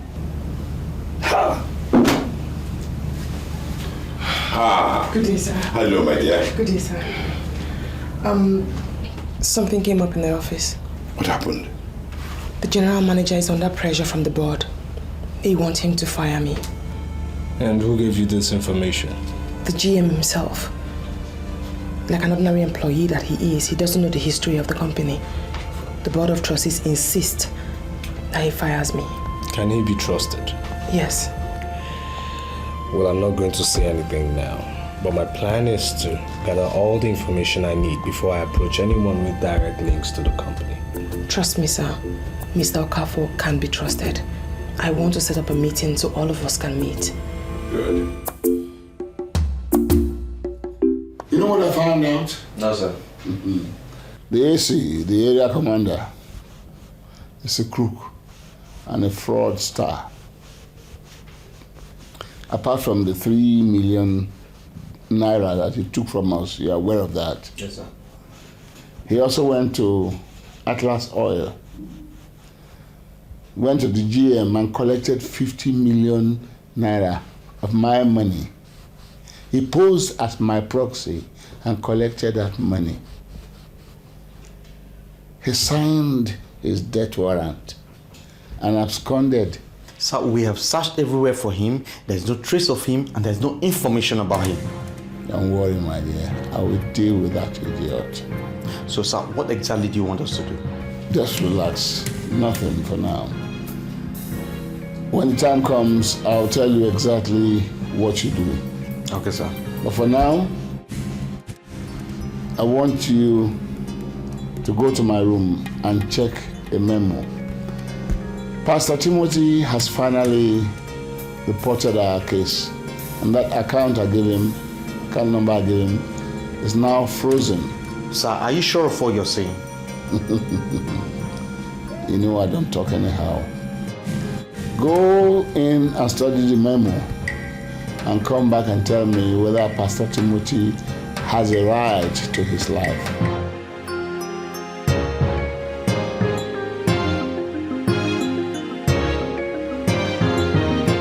Everybody's gone, and we are still here. I asked you to wait behind this night so that we can talk as friends, as co-managers. You are here before me. I believe you know a lot of things that I don't know. The board members suddenly, they sent me a message asking me that I have to fire my secretary. I don't understand what that means. And I want to find out from you, do you know why? Just about time you are told the truth. You remember I once asked you if you knew anything about the girl you hired you employed as a secretary? You said you didn't. As at the time I asked that question, I didn't know anything about her. And what do you know about her now? Because I still don't know her. I just know that I have a very wonderful secretary who is doing so well, and I like her. She happens to be the daughter of Richard Nebolise, a man the board members of this company used Cardinal Crusade to eliminate. Now, they want you to fire her before she lays her hands on anything that will be detrimental to this company. Are you telling me to my face, with all sense of responsibility, that we have been grooming a company that was founded on questionable foundation? A company that actually murdered her principal investor? Is that what you're telling me? Cardinal Crusade refused any form of outright payoff for their services. They rather went into a perpetual agreement with the board members of this company to be paid on a monthly basis. And that was why I urged you to listen to them when they started this issue of increment in the money we pay them. The land upon which the headquarters of Onward Bank is built belonged to this same man. Of course, Cardinal Crusade delivered the land. And Onward Bank pays also on a monthly basis too. I feel used. As I'm looking at you now, I am very, very angry. Very, very angry with myself. If I had this information you are giving me now, that time I came here, I wouldn't have accepted to do this work. Never. I want you to put yourself in the position of the family members of that man that was murdered. Either he could be your brother. Have you ever thought about that? I don't get your drift. What are you talking about? Men can suppress justice for some time, but surely men cannot suppress justice forever. I want us to hijack this company and deliver same back to the original owners of the company. You never can tell. We may have better bargain from them than what we have now. You honestly think that hijacking this company is possible? Maybe I think the time is now right for me to refer you to that thing I have there. I believe you have seen it severally, but maybe you never pause to ponder what it means. Impossible. It is not a place to stop. It is a starting point to overcome. I want you to get one thing, Benson. It is not impossible. In fact, I don't believe in impossibility. We can hijack this company in justice and fairness and deliver same to the original owners. Then you better believe and know that it can be done.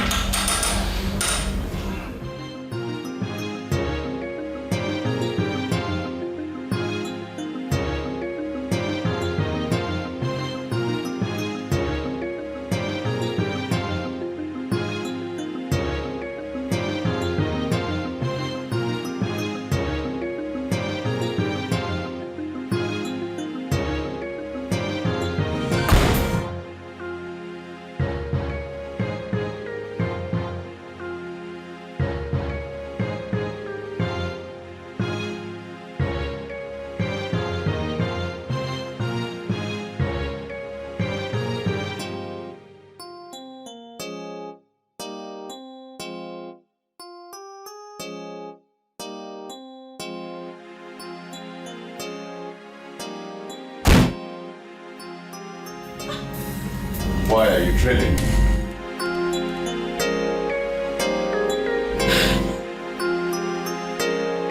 This hotel is surrounded by men of the Cardinal Crusade.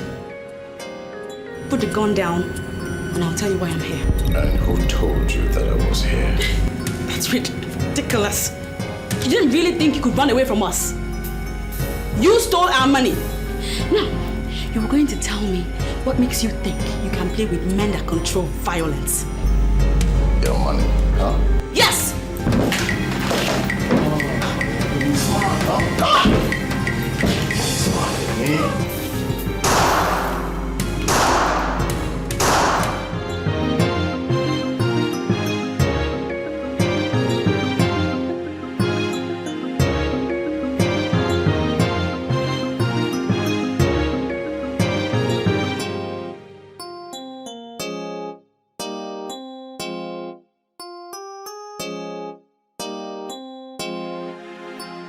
Something is wrong somewhere. Things are not as they seem to be. Something is hidden somewhere. I'm sorry, but I'm not ready for your games. I want you to tell me the truth. The whole truth and nothing but the truth. My dear, what is the matter? Why are you overworking yourself? You said you wanted to use the empty flats down Osborne Street for guest house. Exactly. So, what is the position now? The position remains the same. That place is still being reserved as guest house. When will you stop lying? Why must you lie to your wife? Why? Are you calling me a liar? Don't try to manipulate me, okay? You know very well that you're lying. And you know I hate lies. What's come over you? You gave that flat to your girlfriend. And she is living there with her mother. Why then are you telling me that the flat is still reserved?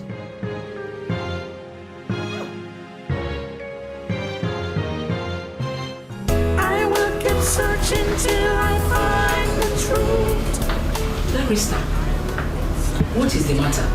Good evening, madam. Terribly sorry to barge in on you at this ungodly hour. My wife is angry with me because I am keeping my girlfriend and her mother in a flat that we earmarked as a guest house. I tried to explain to her, but she wouldn't listen. So, madam, please, I will appreciate if you can tell her who you are and why you are here.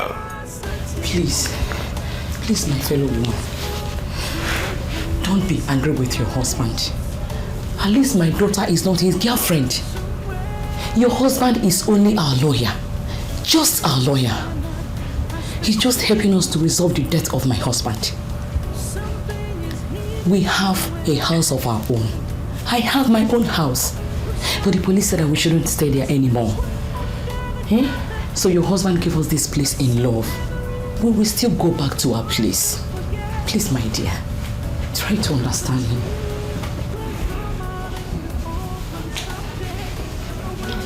You heard? Are you satisfied? I mean, you don't appreciate what you have until you lose it.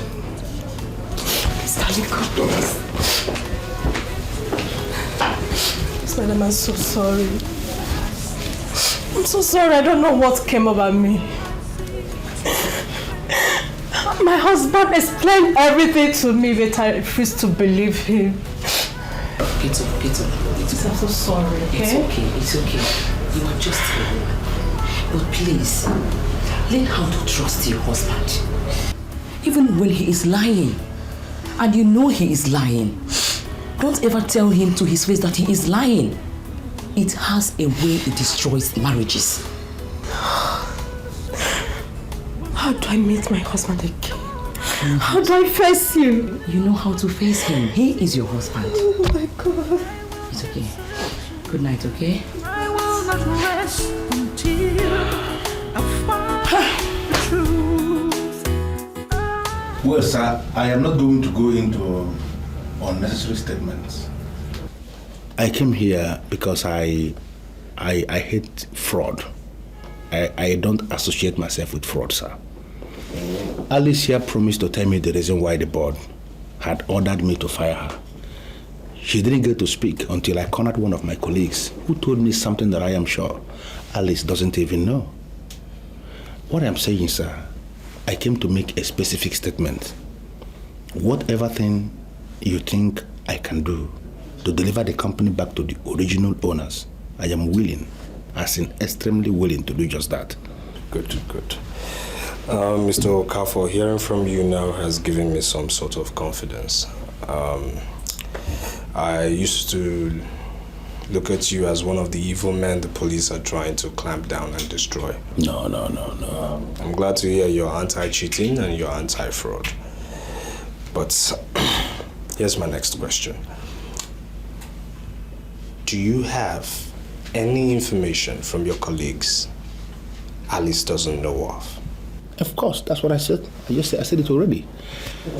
The land upon which the headquarters of Onward Bank stands belongs to her father. He didn't sell that land to anybody. They seized the land from him. They used the mafia to seize that land. And up to today, the bank is paying rent to the mafia on that very property. The same thing with our company.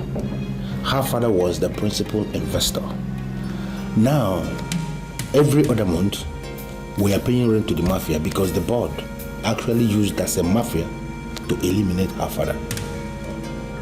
They do not want her around because they know she's very, very relevant in that company. All right. Mr. Okafor, do you have any documents that can prove to a judge in the court of law that your board hired the mafia to kill late Richard Neboriza?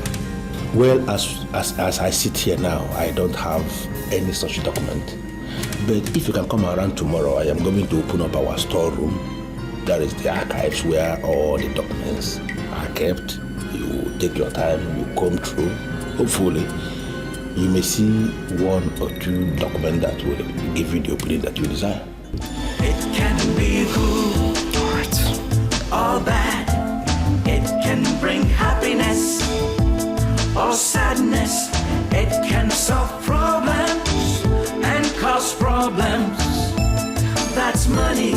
The power of money, it can put a smile on your face. The information at my disposal is that the area commander died at the Hotel Vadaga Limited.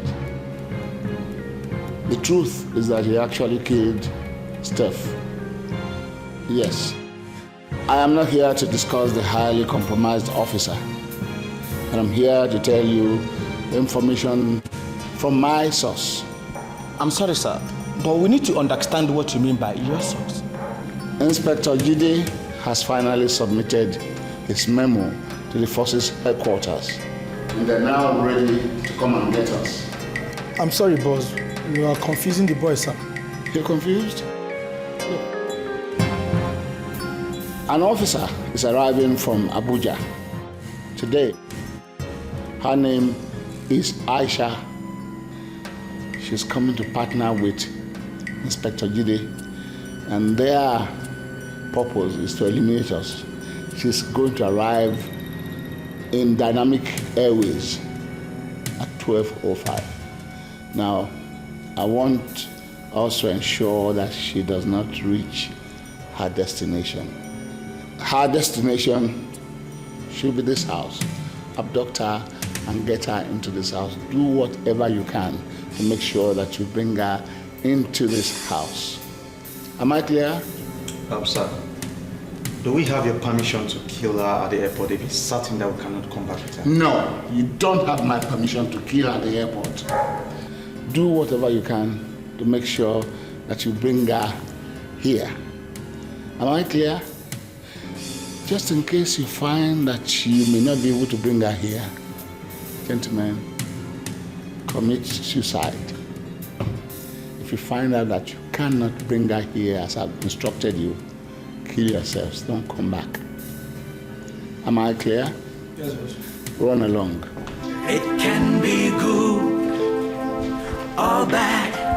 It can bring happiness or sadness. It can solve. I don't understand you. You mean since you assumed office as a GM, you never searched the archives? Why would I search the archives? I have never opened up the archives. Because I have this conviction that whatever record I have in the archives should not be of benefit to me because I'm a man for the future. My mission in this company is to turn things around, and that is exactly what I am doing. Nothing to do with the archives. Well, sir, do you think the inspector can find anything in that room? Definitely, he is a trained police officer, and I want to believe he knows what he wants. I've opened up the room for him and he's walking in there. Whatever thing he finds out, eventually we are going to know. But my primary concern is for justice to prevail. Oh, here he comes. Inspector. Good day, everyone.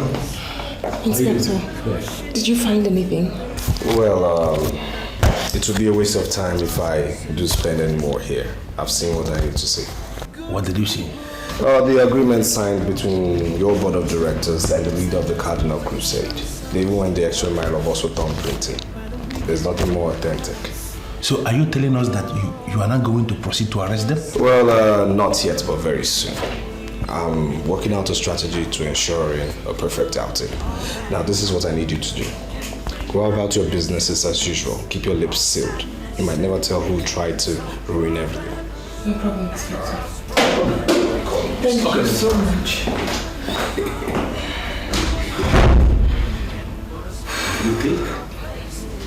Make you cry, it can bring sadness.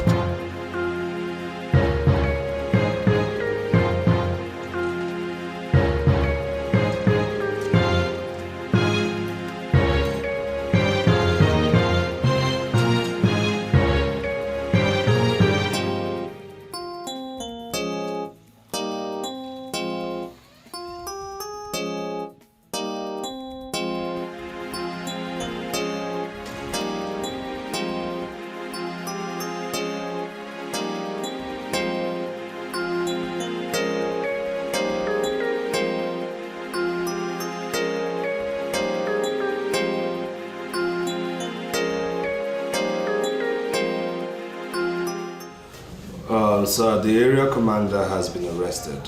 He killed someone at Radaga Hotels and the police commissioner ordered his immediate arrest, sir. Is he still in your local cell or has he been transferred to the state command? The police commissioner sent some men to pick him up, sir. I do believe that his arrest is a huge step towards curbing down the activities of the mafia in the city, sir. I think I want him transferred to the force headquarters. Then you will have to talk with the police commissioner, sir. Leave that for me. I know what to do. Thank you very much, sir. I'm wondering if I could speak with Aisha on your phone. I've been calling her lines and it's not going through. I'm sorry, sir. I don't understand what you're talking about. Who is Aisha? Aisha is an inspector we sent to partner with you. We've received your report and we know you need an intelligent officer to assist you in your duties. She is due to have landed in your local airport. I've been calling her line and it's ringing no reply. Sir, I am not comfortable with this information. Why? Sir, because I'm not aware you sent anybody, from the force headquarters, sir. Now you know. Ask her to call me as soon as she gets there. Aisha is an intelligent officer and you'll find her a perfect tool in your hands. We are relying on you to get rid of all these criminals and get them arrested and prosecuted. Thank you very much, sir.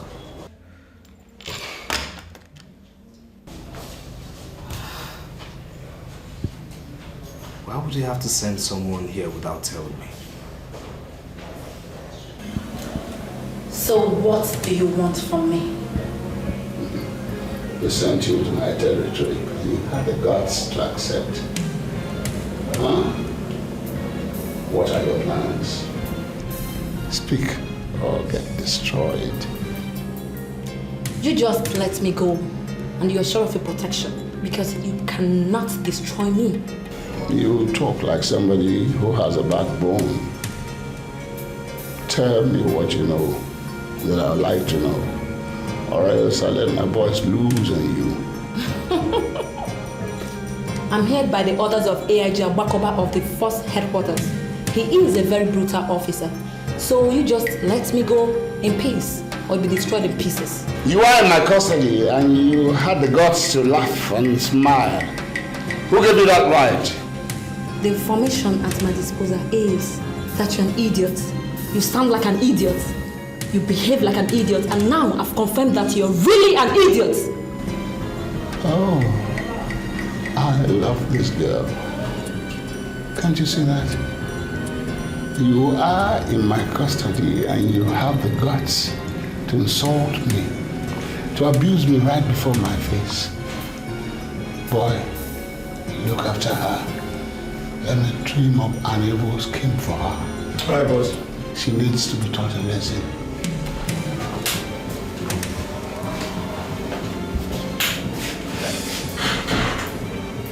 How do you want it?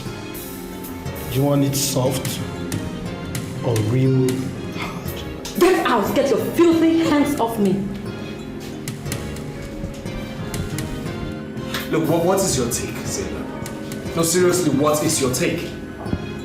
Are you not concerned that an intelligence officer sent from force headquarters is missing?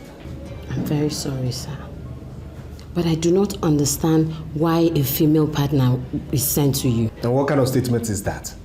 AIG Agbakoba himself told me, confirmed it, that an intelligence officer was sent from force headquarters here. And here's my second question. Why would you allow a night of fling affect your sense of judgment? Why?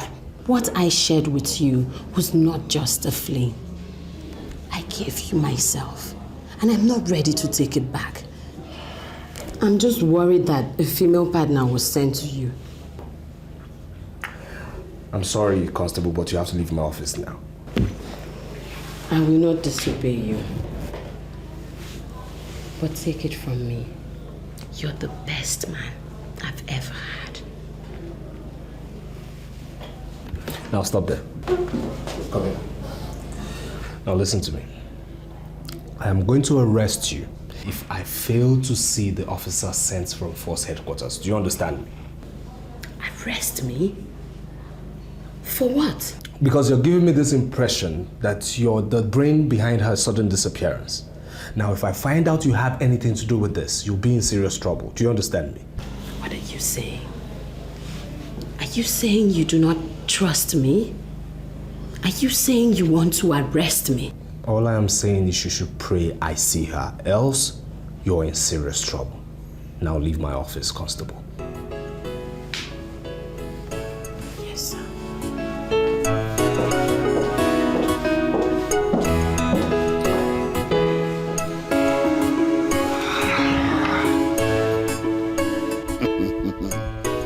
I'm going to destroy that inspector. I will keep searching till I find the truth. I am ready. Good. This is her ID card.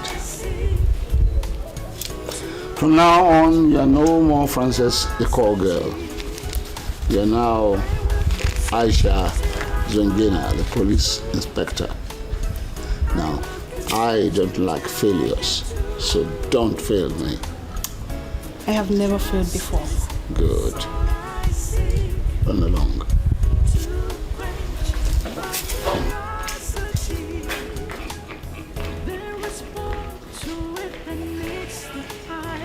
Yeah.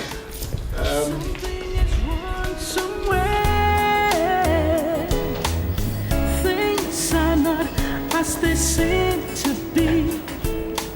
Something is hidden somewhere. You say you're Inspector Aisha from Force Headquarters. Yes. I'm your new partner. You look to me like a civilian because you don't have the flair of an officer. I am an officer. Look, we don't have any time to waste, okay? The instruction is that we go straight to confront the mafia. You don't tell me about instructions. I do understand my instructions.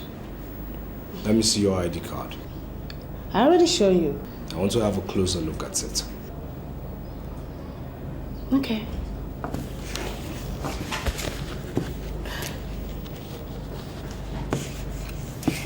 This is my ID card. Why do you doubt me?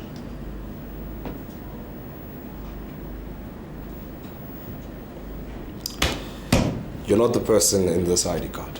Oh, I took that picture many years ago. You know, women change faster. You should know that. What police college did you go? Ikeja Police College. When? 1990. Name 5 lecturers at your police college. What kind of question is that? Who are you? Look, you're pointing a gun at a fellow officer. Stand up. I said stand up! Get on that! Now tell me who you are, who sent you, and where is my real partner, Inspector Aisha from Force Headquarters? I am your partner. Why are you embarrassing me? Officers! Officers! Stand up. Take this impersonator. Yes, sir. And hang her upside down. Head down, legs up. Torture approved. What? Move her. Move! Hold it. Wait. Okay. Are you ready to talk now? Okay. I'll tell you. I am Frances, Anna. I'm not a police officer.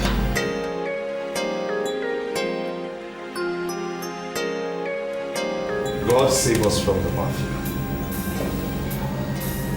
We even have them in the Force Headquarters.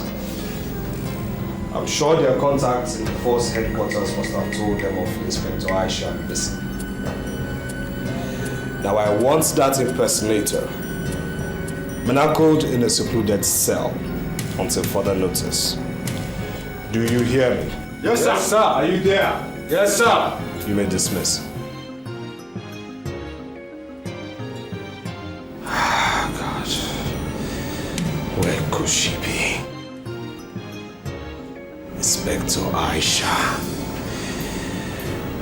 Where are you? What happened? I don't know how she managed to untie her hands up. She hit me across the face and I passed out. Only for me to wake up and realize that she's gone, sir. How could you allow yourself to be knocked out by a woman after all the training that I gave you? What's wrong with you? What kind of human being are you? Huh? You're an idiot. Go and get taught. And comb the environment now. Comb everywhere. She can't go far with her pants and bra. Now, do that. Idiot.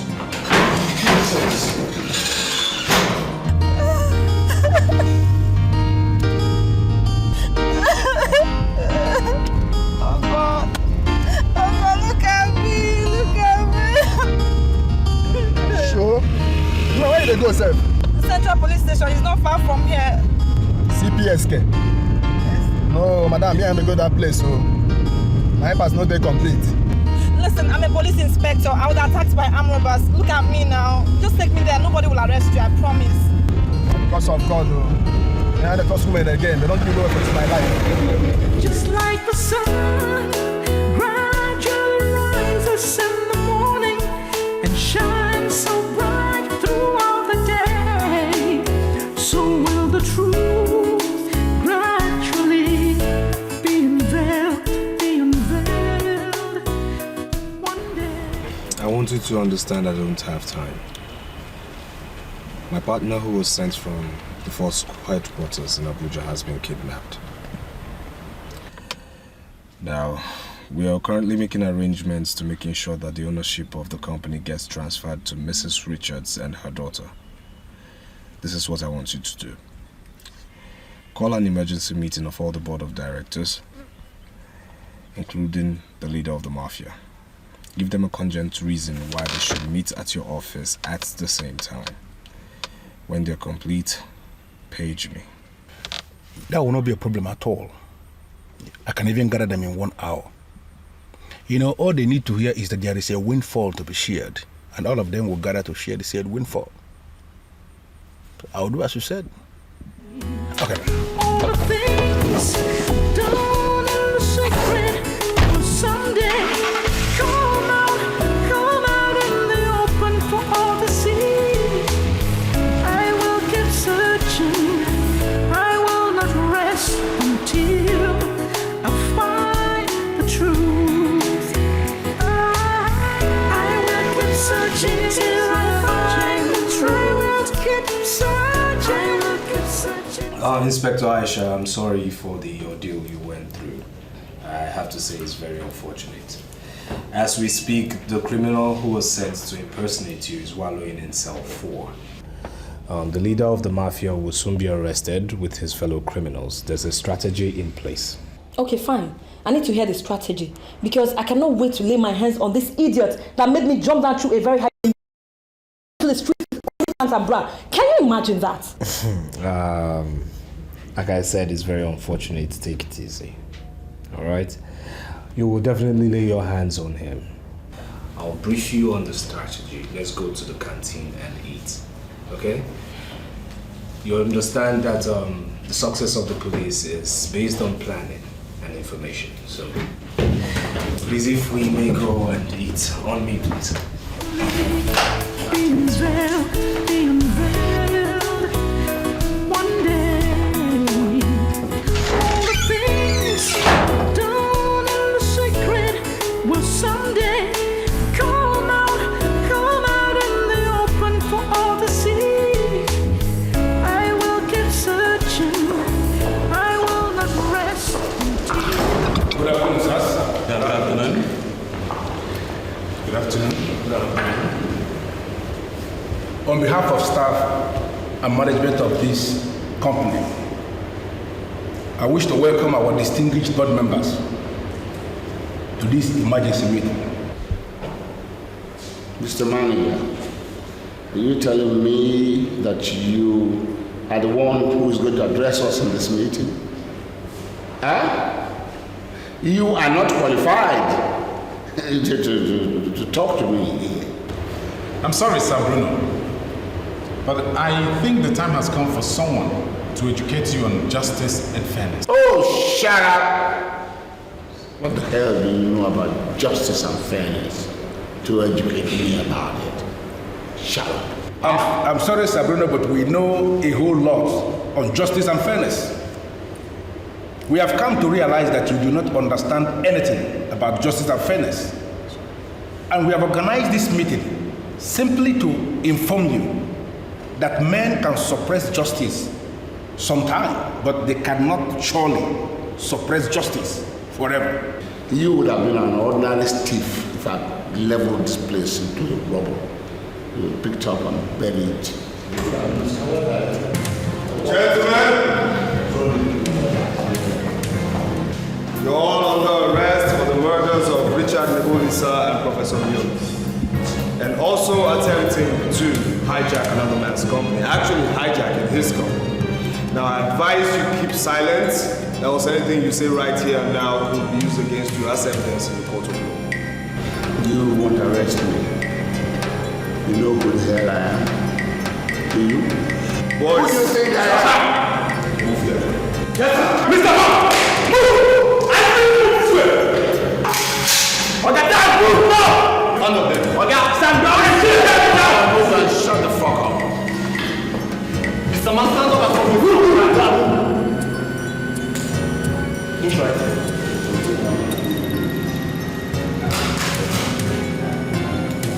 Please move. Now you know who has the ultimate power. I have the ultimate power. This is my seat. Except you shoot me! Shut up! Shoot if you want to. Move now! Hey! Move! Don't! I can't move!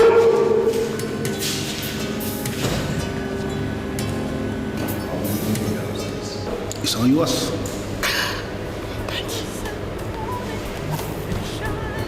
Shut up, shut up. Let's go. Naturally, being there, being there. One day, all the things. The judiciary has always been and still is the last hope of the common man. All the necessary documents have been secured. And A&D, by the order of a competent judge, is now your company. It was a rigorous and thorough process.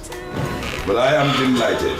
I am very, very happy to tell you that we are at the end of the tunnel. Thank you very much. On behalf of my chambers, I'd like to congratulate you and welcome you into the world of bliss that your husband, your father, labored to give you. Thank you so much. Thank you, Barrister.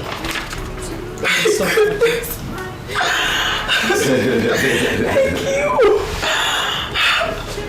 Oh, I'm so happy to thank you. Thank you so much.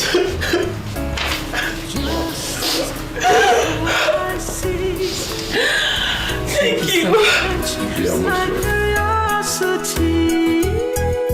I will keep searching till I find the truth. I will keep searching till I get to the truth. Justice is all I seek. My curiosity. I will keep searching till I find the truth. Don't ever rest. I will keep searching till I get to the root. Justice is all I seek to quench my curiosity. I will keep searching till I find the truth. I will keep searching till I get to the root. Justice is all I see.